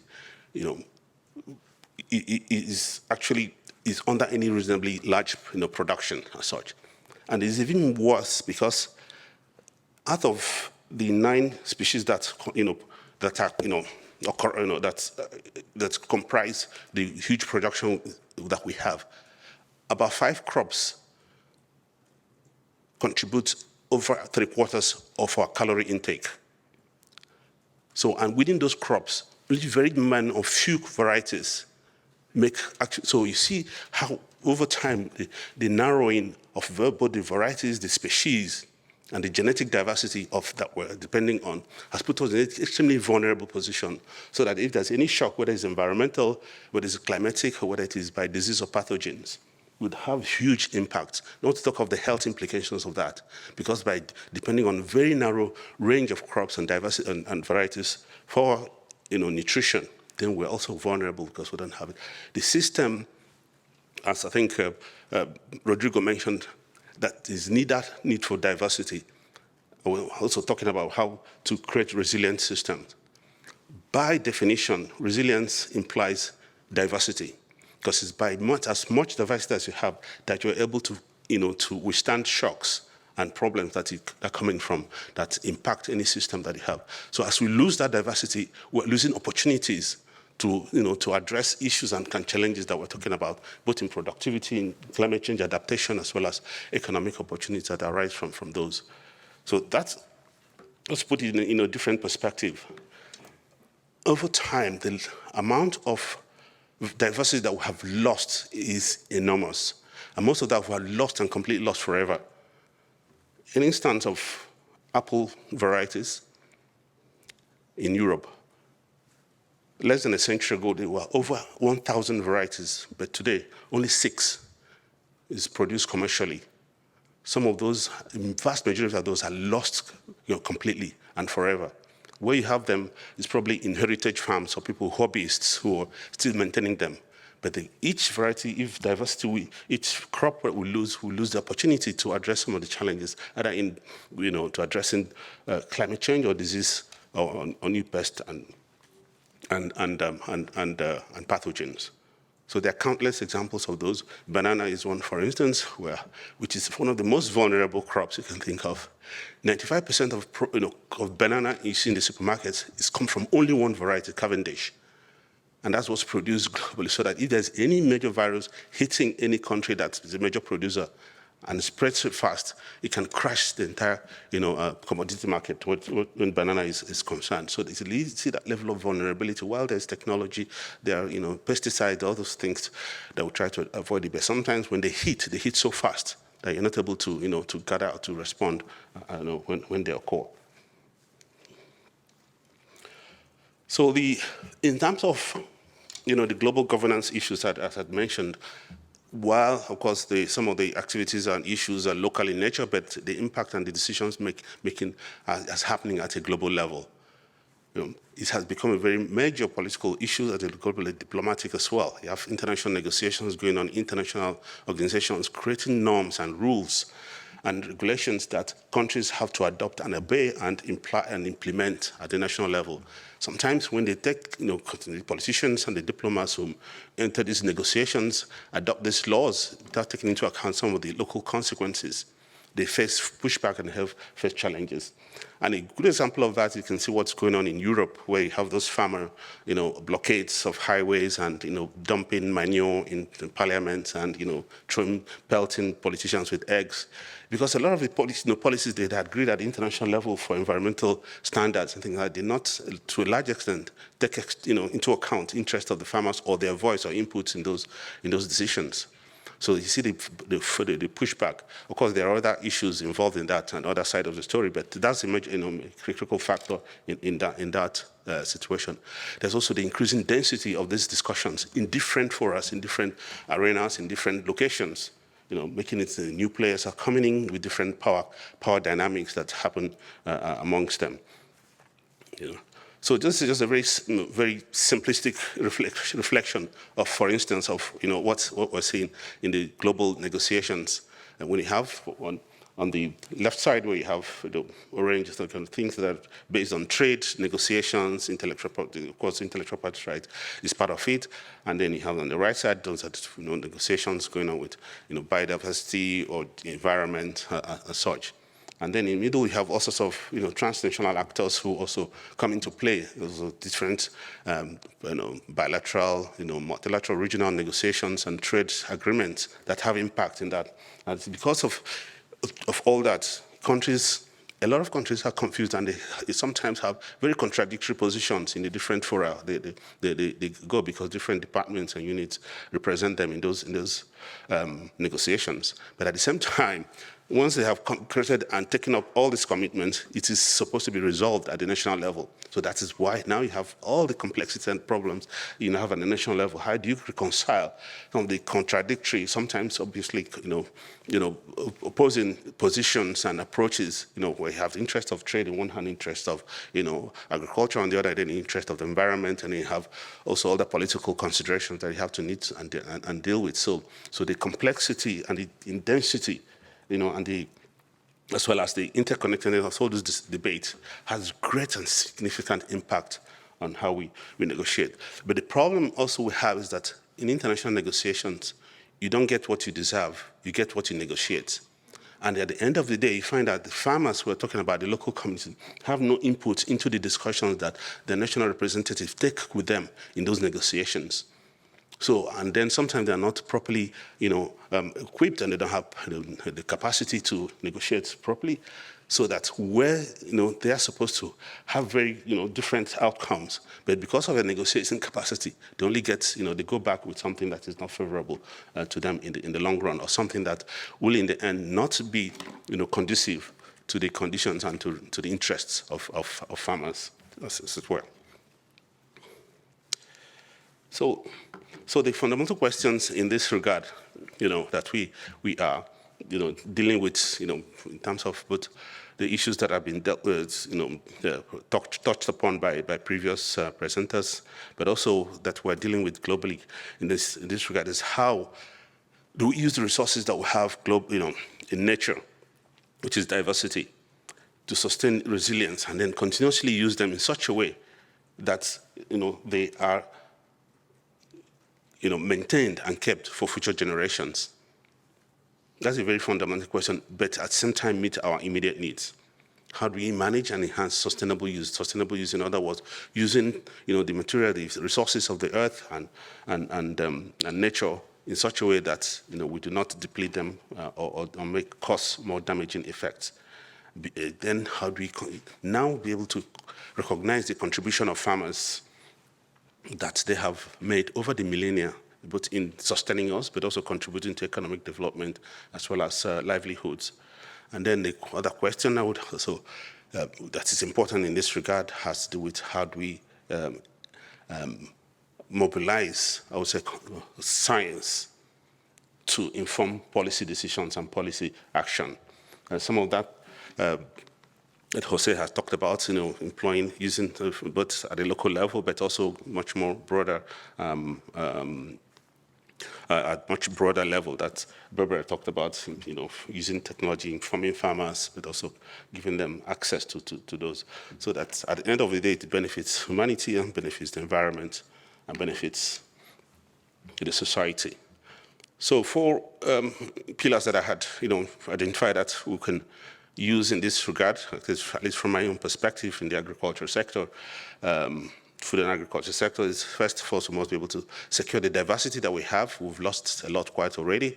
We must be able to, mention and keep them, to be able to, take advantage of the resources and the opportunities that they have in addressing issues. And this, to be able to do that, we have to invest a lot in research and breeding, developing new varieties or new crops that are new varieties of crops that be able to, or breeds of animals, of course, to adapt to new changes and new needs as well. As policy, giving policy support, both to the government, to policymakers, but at the same time also creating systems in the value chain that ensures that there's a fairness, there's a robustness as well in the system. So Yeah, quickly, I already mentioned about securing crop diversity, which includes policies that help farmers to be able to conserve what they have, because at the end of the day, they're also talking about livelihood for them. Because while it is romantically nice to keep the very rare variety of pineapple or apple, but at the same day, he has to feed his family. So there has to be family, incentive measures that that encourage them to continue to maintain that diversity that they have in farming, even if the economic returns or value or that is not immediate to them. So research and breeding is important and definitely extremely vital in ensuring that we make use of the diversity we have to develop new varieties, as both Berber and José said, using to adapt to new changes and new needs, and both in terms of productivity and resilience in the system. And looking at the value chains, both Rodrigo also talked about how that has been affected by the spikes and the variability and the volatility in the system, but it's important to find ways to cushion that the impact of the volatility on farmers, including by insurance, as Barbara mentioned, trade regulations and tariffs that find ways of providing the proper subsidies to farmers that would usually help them. Of course, subsidy is a very touchy subject in so many regions, in so many countries, but the problem is the application of those subsidies. Some of them are quite perverse. They will create problems. It's a matter of repurposing some of those subsidies in ways that are more, sustainable, that help actual, positive impact on both the environment and the livelihood of farmers. That's why. So the policy support is a very critical aspect of it that ensures that the policies that are made by governments and are informed both by science but also research and by fact, not just based on political and other considerations. It's essential to recognize the contributions that farmers made and the impact that or the consequences of any shock to the farmers at that level in whatever system or society that they are. And by doing so, one of the ways of doing that is to address the power imbalances, the asymmetries that are almost inherent or inbuilt in the system, where you have those who have more access to economic power cloud make all the decisions irrespective of the impact to the broader society. Look at ways of ensuring that the farmers who are the core of the food production system actually supported and given the resources and the policies that are needed in that. So in conclusion, more or less, well timed. But of a few of the things that certainly there are opportunities for us. We saw a little bit of that in José's, that they're adopting technologies to, in the hilly or mountainous region of planting terrains, but also there are opportunities to apply technologies in different ways, and there's policy tools and market mechanisms that can be used to facilitate and support farmers and support, small-scale agriculture or farmers, as it were. International cooperation is certainly important. There's no question about it. Multilateralism is, because the problems we are facing is multilateral in nature, is global. We've seen that over and over again, that what happens in one place affects, the rest of the world. So what we saw from the lessons from COVID is clear. That that invisible virus that nobody knows where it came from, has infected, essentially shut down humanity for virtually two years. And the interconnectedness of every country and the vulnerability of every country, every society, every community in that regard is something that should be a lesson to all of us, to know that we're all interconnected, and it's through international cooperation and collaboration and decision-making that we can address these issues, while, of course, the impact in each case is local, individual, or group-related, but the broader implication is global in nature. So with that, I'll conclude, and thank you very much for this opportunity, and I'm looking forward to engaging some more with all of you.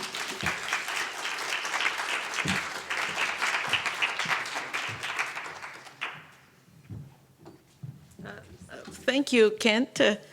for bringing us. Actually, the title of this panel was "Farmers and Global Value Chains in Times of Crisis," but Kent is reminding us that there are differences also when we think about farmers. There are smallholders, right? There are small farmers, so it's good that he brings us to keep in mind that differentiation and the importance of smallholders, of course, for resilience tied to diversity, and particularly in this case to genetic diversity of crops, which is so important in agriculture and for the world, and also for highlighting the interconnectedness. So this is so important, I think, to tie many of our presentations today. We've had amazing presenters and with very insightful perspectives that now have given you a lot to think about, and I'm sure have inspired a lot of questions for our discussion that we can get started with. They have set up the microphone, so you actually get to stand up and move a bit and come and ask your question here at the microphone. So I think we'll just get started right away with that, and then afterwards we'll go and have beverages and a snack. So please feel free to stand up and come and ask your question at the front. Also, I invite our own panelists to, if you have questions for the other panelist members, feel free to do that. Okay? So. And when you ask your question, please just give your name and introduce yourself. This is a friendly room, so it's good to get to know our community. Good afternoon, everyone. My name is Tim Hodges. I'm a professor of practice here at McGill University. The question is sort of a broad, and maybe it's a bit of a rambling question, but mostly directed to you, at least in the outset, Kent. You mentioned, and again, just to underscore your point about complexity and the interconnectedness of things, and the increasing interconnectedness of things. One area of research that I'm very interested in, and that is the relationship, or the lack of relationship, between what happens at, let's say, international global policy making levels, and actually what happens on the ground. And whether or not there is a relationship between the global and the local. And my question relates to farmers and in part indigenous peoples. My observation in the biodiversity context is, in fact, we have seen an increasingly influential and more prominent role played by indigenous peoples in global policymaking. So at international meetings, in negotiations, you have a better, relatively speaking, over a couple of decades, you have more sophisticated, better prepared, and actually in many cases very impressive group of indigenous peoples who influence and actually determine outcomes. I think to some extent that is also the case in the International Treaty on Plant-Genetic Resources for Food and Agriculture, in the case of farmers' rights, in case of small farmers. But would you say that there is a trend towards that? Because I think that's really what a lot of the panelists are talking about, creating means to influence things at the global level because there are actually global issues that people are tackling at local levels. Do you think that's the case, or maybe it's the converse? And maybe it's some of the other panelists like to comment as well. And thank you to all the panelists. It was just fabulous.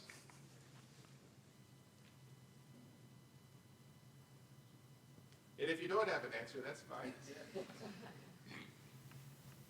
Well, we can go one by one.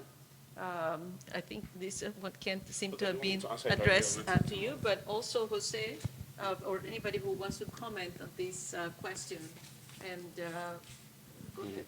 Okay. Thank you very much, Tim. I can give you a diplomatic answer, or you want to answer? All right.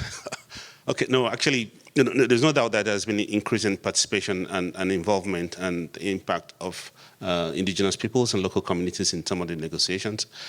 But at the same time, it is still limited to a large degree because at the end of the day, decision-making is actually lies with the government representatives that come to those meetings and negotiations.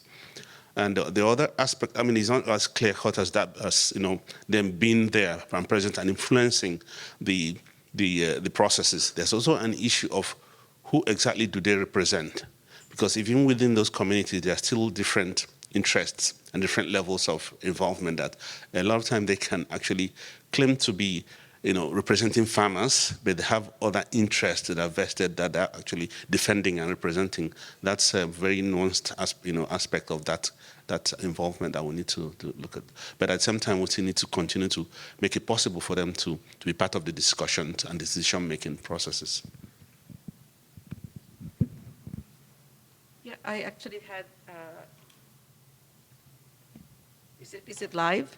Yeah, so I actually tied to that question and farmers, because we heard about how the Colombian farmers organize nationally, locally, and you're talking about representation in global governance. So just wondering, tied to that, how is it structured to get the voice, let's say, of the smallholders represented in these arenas of global regulatory making? Two possible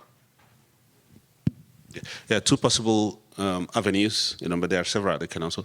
One is to influence the positions of their countries beforehand, make inputs in the approach that their national government and national representatives would have going to those negotiations. I think for Latin America, there's a lot more respect and input from their indigenous communities and peoples in going forward, and they respect them a bit more, but it's not really reflected across the board globally. The second aspect is that with the clout that your association has, and and the power that it has, both in numbers and in resources, can actually directly get involved in those discussions at the global level by recognizing that the decisions made there and the commitments that the governments take in those decisions will have an impact, especially the ones that relate to commodities and trade, and at UNCTAD or WTO, that you have inputs in those discussions and represent your and be there while those discussions are taking place. I mean, those are two possible avenues that I can say that. Right. Thank you, Kent. Other questions? Please feel free to come to the microphone. Other questions that have come up, things that have surprised you, puzzles that are raised by the presentations today. Yeah. Hi, my name is Benta. I'm a PhD student in economics. I actually have a question regarding price volatility. Thank you first for your presentations, very interesting. Several of you have mentioned price volatility on agricultural products and their impacts. But what I was wondering about is that price volatility to some extent has an impact on agricultural farmers or agricultural production and small-scale farmers in general. But how do you see the difference in the impact for agricultural production that is integrated into global value chains? We see impacts on both sides. What do you think is one better than the other, and does it have only an effect on the farmers or also on their communities? And do you think this problem is going to grow bigger over time? Thank you. I would like to start with that. Rodrigo or Kevin, don't want to, or Jose or who wants to start?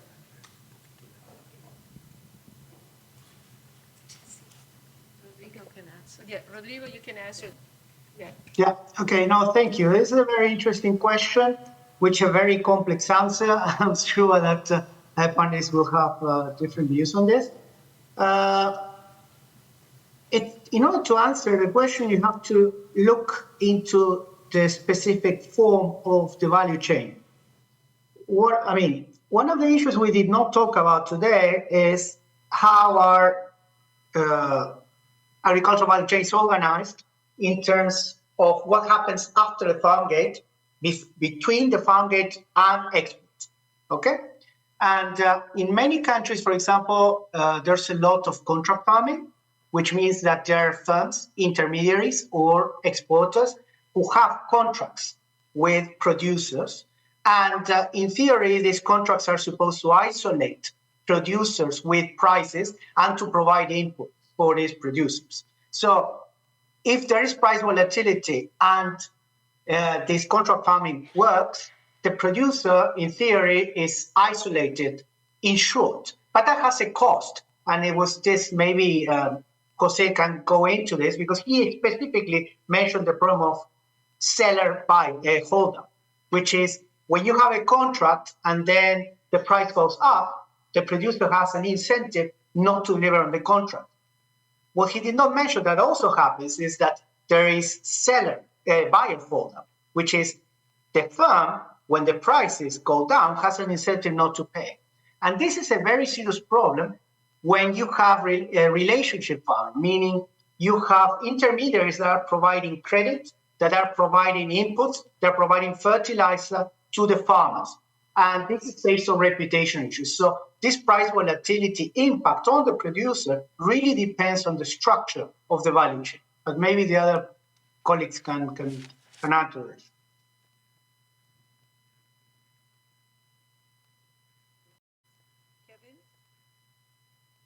Kevin, would you like to add anything on this?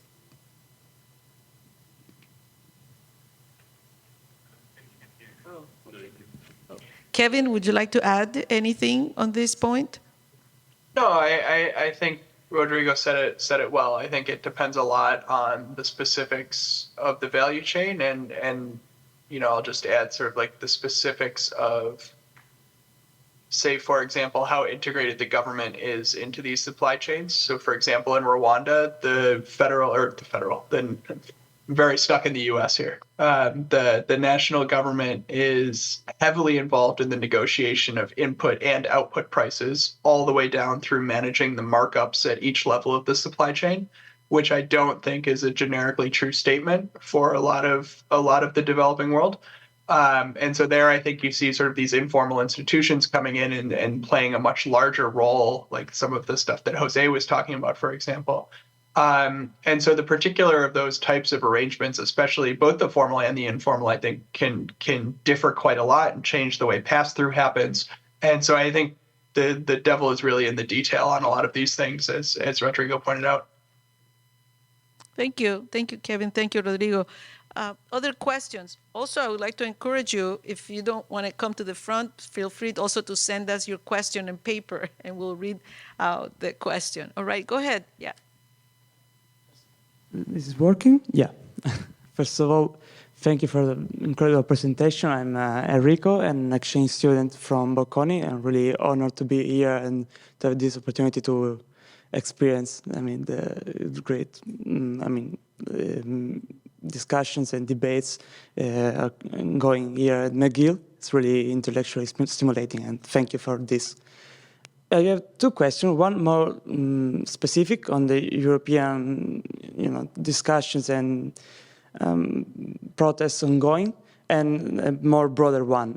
The first one is related to whether you think that the protests are justified, or there are more of a bit of, political struggle between farmers that want, with a bit of also moral hazard, to be protected with subsidies. We all know that the CAP, the agricultural policy, has been the major item in the budget of the European community, and it's still really important. It's 33% or something. It was 70 at the beginning, but still it's a considerable amount of money that goes towards our European, Italian, so our common agricultural policy.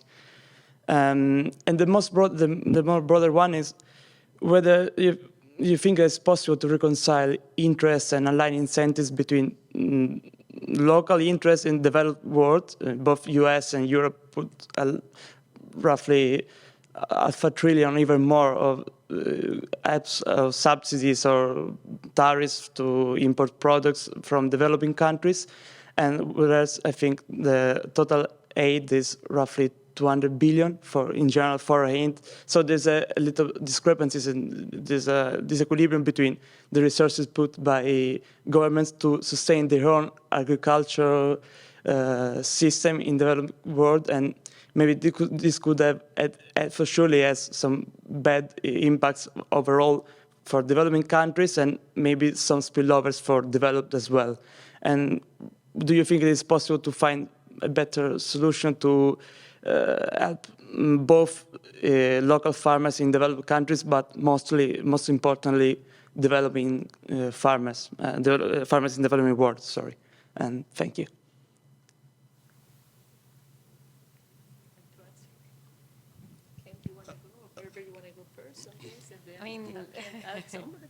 Go ahead. So just a quick note, since I'm from the Netherlands, where a lot of farmer protests are happening. A lot of those protests are not so much about subsidy regimes and changes in subsidy policies, but more about environmental regulations and the need to reduce methane emissions, and farmers, being the farming sector being a large contributor to those methane emissions. So a lot of the protests are actually more about sort of how certain sectors in agriculture are being asked to essentially shut down. And for instance, my family owns a farm close to a nature reserve. And if one of the parties that is going to sort of the opposite side of the streets, if they get it their way, then this farm, which is a very extensive farm, would need to be shut down. So I think the discussion in the Netherlands, at least, is a lot more about environmental regulations rather than policies. I think for France, Germany, maybe matters are different, but I can't speak to that. I don't know if you want to do that, Kent. No, not really. I mean, I can't say whether it is justified or not, because it can get very quickly political and complicated. But really, there are different sides to the story. Of course, there are different interests as well. Some are concerned about, essentially the cuts in the subsidies that they receive, or the implication of that. There are also, of course, the issues about the environment that you've talked about, who will bear the burden of some of the commitments that the EU has set in terms of cutting emissions. Who bears the burden for that? And they did not consult fully or take that into account. They just looked like this is what, based on the Paris Agreement on global emissions, this is what EU should itself put as its own threshold or target, and then they'll start allocating where those cuts will come from. So I think that's part of it anyway, but it's much more complicated than that. But it's not an easy this or that or sort of situation. Yeah, something applies to reconciling, some of the policies in developed countries as what the impact are on the developing countries. Certainly, there's room for balancing interests for sure. Because some of the subsidies, as I said, are very perverse. It's a matter of repurposing some of those subsidies. The subsidies that encourage overproduction and dumping certainly impacts the developing countries badly. It doesn't help the environment in the end. So they could find ways of, while supporting local farmers in their nationality, but also consider the impact to the global market or to the target markets where those, produce and commodities are exported or dumped at much lower price, or sometimes costs, that impact the competitiveness of local farmers to produce at a cost that can, they can really, match, the product that have been imported. Some of those are unfortunately embedded in some of the bilateral trade agreements that they have, that force them to take in some of that material without questioning. So those are areas that can find some balance and to ensure that there's a fair share of the income, of the burden at the end of the day, for every decision you make, there's a trade-off. That's one thing we have to really, really understand. Whether it is for the environment or whether it's for the economy, there are trade-offs that you make because you have, really, really limited resources and limited capabilities. I will say in Spanish, maybe you can help me. Hay otra dimensión de esta pregunta que tú has hecho.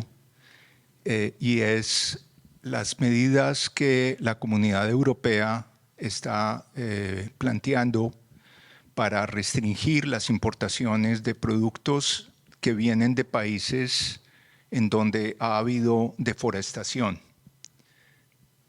So there is another dimension to this question, which is the different measures that the European Union is implementing to restrict imports from countries that have been reforesting? Deforestation. Where deforestation has been happening. Eso tiene, bueno, primero tiene hay un tema muy importante para los consumidores de la Comunidad Europea, de que dónde está la voz de los consumidores en esa discusión. O sea, es una medida que está siendo impuesta por la visión, digamos, de ambientalista, una visión muy importante ambientalista. Entonces, las consecuencias sobre los consumidores en el sentido de esa restricción. Y hay una asimetría en este fenómeno de la deforestación, porque la deforestación, Europa deforestó todos sus bosques en el siglo XVIII y XIX con la Revolución Industrial, y estamos en un camino, digamos, los que comenzamos más tarde, estamos en una trayectoria un poco diferente. Entonces hay un problema también moral que me parece importante mencionar. Yeah, and then the other area is actually what consumers think and maybe how environmentally friendly they are. So the way they see these products is also important. And then another dilemma or interesting thing is actually that Europe has been actually deforesting, or the forests have been degraded during the Industrial Revolution, but now in other parts of the world, let's say in developing countries, this is happening at a different phase or pace, or probably just now is when the consequences are being noticed more. Okay, that's it. And it might also be interesting to, mention in light of that dilemma, sort of people from the north or from developed countries having pictures of how farming, say, in low-income countries should be done. I was in one of the climate negotiations in a side event where somebody from an environmental lobby organization was arguing against the presenters who had just been talking about mechanization in northern India. That was not the right thing to promote, that these farmers should still, live their traditional lives and be out there in the field doing the labor manually, because that was sort of their idyllic picture of agriculture. But with climate change and increasing temperatures, you don't want to be in northern India in the middle of the day, like harvesting your crop. You want to use that mechanization because it's bloody hot out there. So there's also this sort of portraying, and asking smallholder farmers to take efforts to mitigate climate change, and they did not cause the problem, and still their emissions are so low. But whenever I write a funding proposal for a donor country, I am being asked, okay, so how is this project going to contribute to climate change mitigation, to reducing greenhouse gas emissions? And we're working with smallholder farmers who we're trying to get to use any fertilizer so that agriculture productivity at least goes up a little bit. So it's sort of the problems of the West being portrayed onto or projected onto those areas too.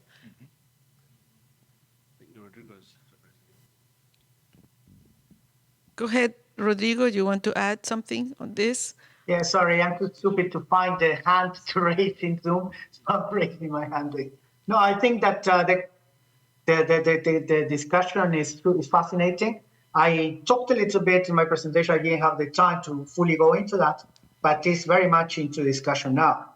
Like the colleagues were saying, Berber mentioned the fact that there's a lot of perception and reality are not always the same. I'll give you a small example. One small bag, normally we hear a lot about how great organic bio agriculture is. One small bag of urea to reproduce in biological, with organic fertilizer, you need a lot of it, a lot in quantity. And this is normally applied by hand, okay? So how much, if you're substituting away from inorganic fertilizers, you require more labor. Are you going to pay this labor the right price? Is it going to lead to a reduction in cost for the farmer? These are questions that need to be answered, because in the end, the big question is who pays? That's the question. Who pays? So you reduce deforestation, and that is great, but that has a cost. So is the coffee farmer paid more? Is the person who is using intensive techniques paid more or not? These are the questions that one should be asking ourselves. Who is paying for this? We have seen a lot of discussions about how useful the voluntary sustainability standards are. But when you look at the academic literature on the impact of these voluntary sustainability standards on the prices received by farmers, the evidence is very mixed. So question is, will mandatory standards result in a difference? Questions that we need to ask. Thanks. Thank you, Rodrigo. Are there questions from the audience that I would like to just build on this one while Francesco there gets ready? The question, this is really for all of you, and actually, Rodrigo, you brought it up on the environmental standards. It's coming up in these questions about what characterizes global value chains is the way they connect producers and consumers. And in a sense, the governance of value chains is no longer just determined by companies, but also by what consumers also expect. And that has led to a lot of new standards. Some of these are taken by governments or by global regulation, others by voluntary standards. I think you mentioned that. But the issue of the environmental dimension is crucial to this day compared to, let's say, where we were 2 decades ago. And so we talk about development, sustainable development goals. The environmental issues are very relevant for developing countries. So just to say here that past deforestation practices doesn't justify current practices in terms of how we engage with forests, right? That would be my perspective. So to our panelists, my question is that we have the sustainable development goals. What kind of supporting conditions? Rodrigo says, who pays? I think that that's a good question, but I would tie it to what kind of supporting conditions, what kind of infrastructure do we need to be able to make these changes in these improvements, social, environmental. You talk about how hard it is to change agricultural practices. We know how difficult it is to set a high environmental standard and expect that people are going to, or the farmers are going to get there overnight. You get the reactions that you get whether in Europe or in an African country or Latin America. So, but we also realize that we talk about the climate change crisis and we talk about adaptation and mitigation. So, what are the supporting conditions, what kind of infrastructure? And here I go back again and look at the Federation of Coffee Growers in Colombia, where you're doing things to also contribute to improvements that are environmentally sound, right? How are you going to continue to, it affects, deforestation affects our rivers. It will affect your productivity eventually, you see what I'm saying? So how do we deal with that also? With the diversity of ways in which each of our local conditions are, so that otherwise we're sort of left like, yeah, we're getting this imposition by European consumers, But wait, a lot of these issues we're saying are affecting us locally, right? Whether you are in Africa, Asia, Latin America, or the Caribbean, or Europe. So what do you do infrastructure and supporting wise? And so that to me, I think, it's a thing about who pays. How do you build it into alternatives? Yeah, I can take first that. So one of the things that is being discussed quite a bit, and that as a researcher I get questions about, is we know incentives are powerful, and so pay for ecosystem services. Can we set up schemes using technology to monitor practices and seeing if indeed the practices, environmentally friendly practices, are being followed, for instance, using remote sensing. Now, coming to the climate negotiation space, these pay for ecosystem services, sometimes they come in the form of, there's like plans on the table for having them come in the form of cash transfers funded by the West, so to say, as part of their sort of compensation to low-income countries for having caused climate change. So that's one area. We've also done some testing in terms of whether insurance could also be conditioned on following environmentally friendly practices. For instance, in India, we tested where residue burning is a big issue. People are burning their fields after having harvested, causing a lot of pollution, health issues. Whether making insurance payouts conditional on farmers not burning their fields, whether that was moving farmers towards more sustainable practices. And we did see some evidence on that. So I think like combination of sort of technology innovation for monitoring with incentives can be very powerful in this space. And then who's paying for it? We do have to look at, where did climate change come from and a compensation mechanism from rich countries to poor countries. Thank you, Berber.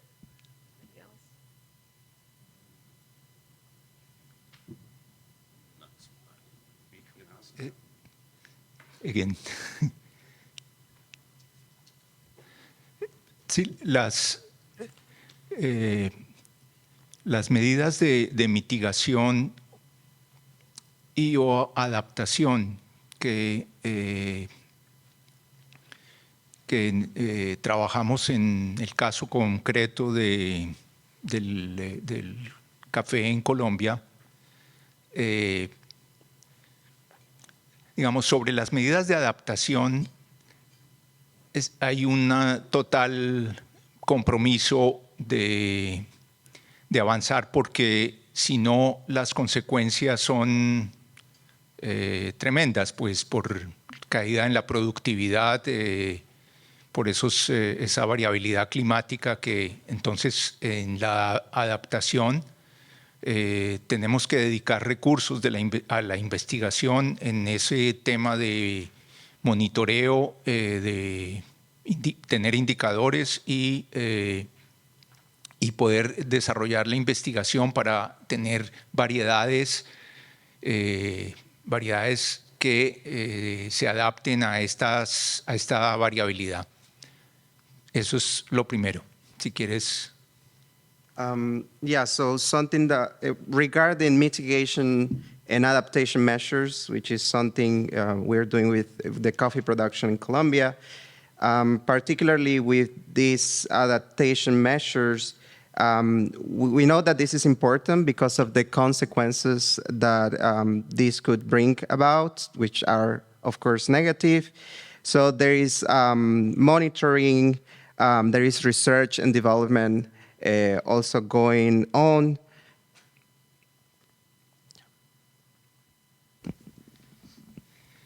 Sobre mitigación, ahí ya hay una zona gris, porque hay medidas de mitigación que hay una convicción de que son importantes. La reforestación, por ejemplo, el cuidado del agua está, digamos,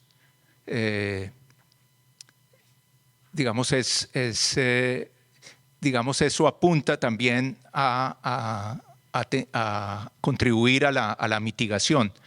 Pero para financiar eso, eso solamente se puede desarrollar, no hay suficientes recursos, es decir, entre pocos recursos que tenemos para medidas de adaptación o medidas de mitigación, hay prioridad para las medidas de adaptación, porque nosotros somos países que contribuimos muy poco a la generación de gases de efecto invernadero, al calentamiento. Entonces, tenemos que destinar más a la adaptación, a adaptarnos a las consecuencias de ese fenómeno que no está bajo nuestro control. En mitigación, solamente hay, en la medida en que hay proyectos y hay contribución de otros agentes de la cadena que están interesados por su propio interés de vender el producto en los mercados de consumidores en Europa y en Estados Unidos, Canadá, que tienen un sello de sostenibilidad. Entonces, allí hay contribuciones para hacer acciones de mitigación y pues eso es lo que está sucediendo. Okay, I'll try to sum up. So when it comes to mitigation or mitigation measures, there seems to be a green line. So on the one hand, or on the positive side, okay, there is reforestation, water management. Those things are possible or things that we can do. But to finance mitigation, there is an issue. So there is not sufficient or enough resources.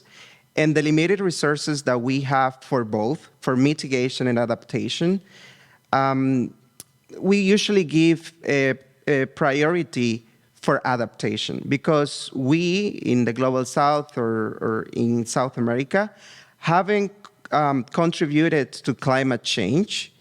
So in this case, most of the resources actually go for adaptation in our priorities. And then if we invest in mitigation or we consider mitigation measures, we would do it if there is some sort of contribution or support by different stakeholders, especially those that sell our coffee in countries where the consumers are environmentally friendly. And because of that, maybe they may actually put aside certain funds for such measures. Yeah. Thank you. I think we'll do one last question. Francesco, I think that was the last one. Yeah, thank you. So I'm Francesco Amodio. I'm a professor here in the Econ department at ISID. So I just had a very quick question, mostly to Kent, probably, which is, you know, we've been talking about small farmers, producers, we've been talking about consumers. I don't think we've talked enough about those actors that are actually commercializing the thing. So, you know, those very few global players that make up for those big numbers that Rodrigo showed. So, I mean, José mentioned this oligopsony problem, right? So we have a lot of these small farmers. They do not sell directly to consumers. They are forced to go through these huge players. There is very few of them, typically in each country and for each crop. And so I was wondering, like, when it comes to regulation, right? So, you know, we try to think about how to give voice to the small farmers and so on, but wouldn't an approach that tries to limit the voice or kind of limit the oligopsony power of these big players, wouldn't that be a possible approach? I'm thinking about, you know, we have the tools because we do antitrust. We do antitrust also when it comes to the labor market in high-income countries. So wouldn't that set of tools be one way to make farmers better off? Yes, it's also a very political question. But surely, as I mentioned, this issue of asymmetry of powers when it comes to negotiations and international processes. It equally applies at the local level in the market as well, where these big companies have more say. At the same time, they also have more say in determining policy and laws at the national level. For instance, you look at seed laws that you have in so many countries that are based on the inputs and perspectives of some of the bigger seed companies in such a way that they, because under the guise of promoting certified seeds, which are uniform, which are healthy. So they put the standard in such a way that it applies in certain form of uniformity, which the local producers cannot easily meet.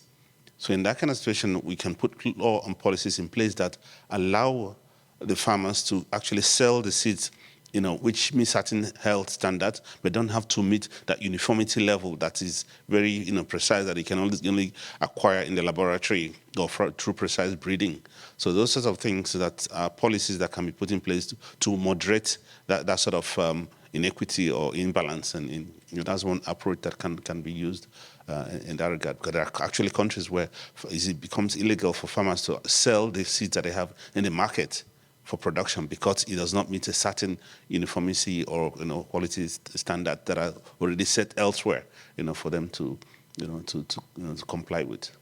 So certainly there are policy, legislative, regulatory mechanisms that can be used to moderate, to temper that asymmetry and to facilitate farmers' inputs and interests. Oh, I see two hands up. Okay, Rodrigo and Kevin. Yeah, go ahead, Rodrigo. Very shortly, I don't think that competition policy is the right tool to address that issue because competition policy, by definition, works about efficiency. So you have to competition policy for merger control or abuse of a dominant position. I used to work as an economist doing competition policy. Works when there's efficiency. When there's distributional issue, it doesn't work. So when you look at, for example, retail markets and oligopsony or monopsony, like José was discussing, competition policy not necessarily is the right tool.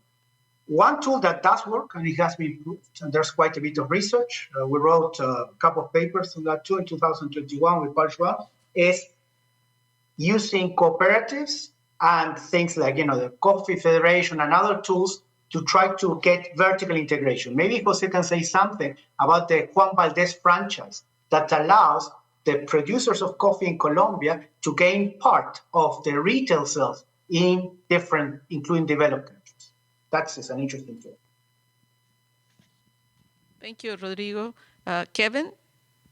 Yeah, I just wanted to throw a slightly different idea out there, which is that I think, especially in sub-Saharan Africa right now, there's a few sort of facts that I think makes this an interesting and maybe useful time to address these kinds of questions. Number one is that it's a very young continent. And we also know that it's very hard to buy and sell land. And then finally, we know that young people are the ones who are most likely to move off farm and into the city.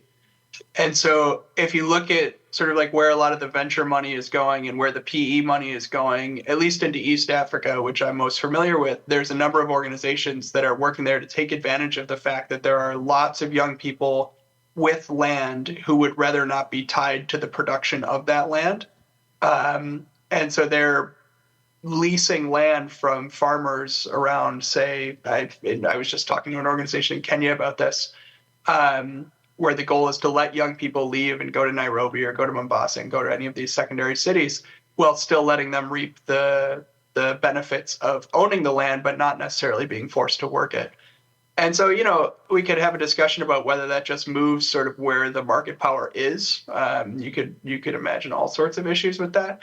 But at least that's one way in which these farms are sort of growing organically and trying to overcome some of the labor market frictions that are so pervasive in a lot of these countries.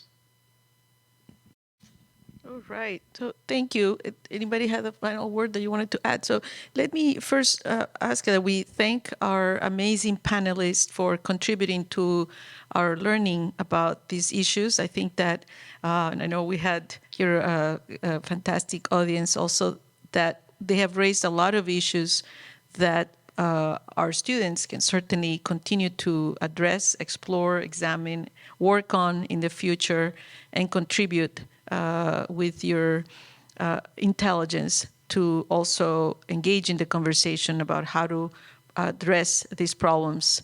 Particularly at McGill, which is a very international community. We have students from all over the world also, and they might engage in the future in those conversations in different countries and different levels in the world. So we really appreciate you visiting us today and enlightening us so much on the challenges, alternatives, and all kinds of initiatives also that are going right now to address the different farmers and global value chains interactions and challenges. So thank you very much. So please join me in giving a big round of applause to our panelists. Okay. And let me say thank you again to the McDonald Currie's families for supporting the McDonald Currie lecture series of the Institute for the Study of International Development at McGill, which is meant to bring the real-world practice to our conversation and experts also from the developing world, which we're able to do today in this panel. So thank you very much. And please join us for drinks right now. Okay, so we'll continue the conversation after this panel. So thanks also to our technical team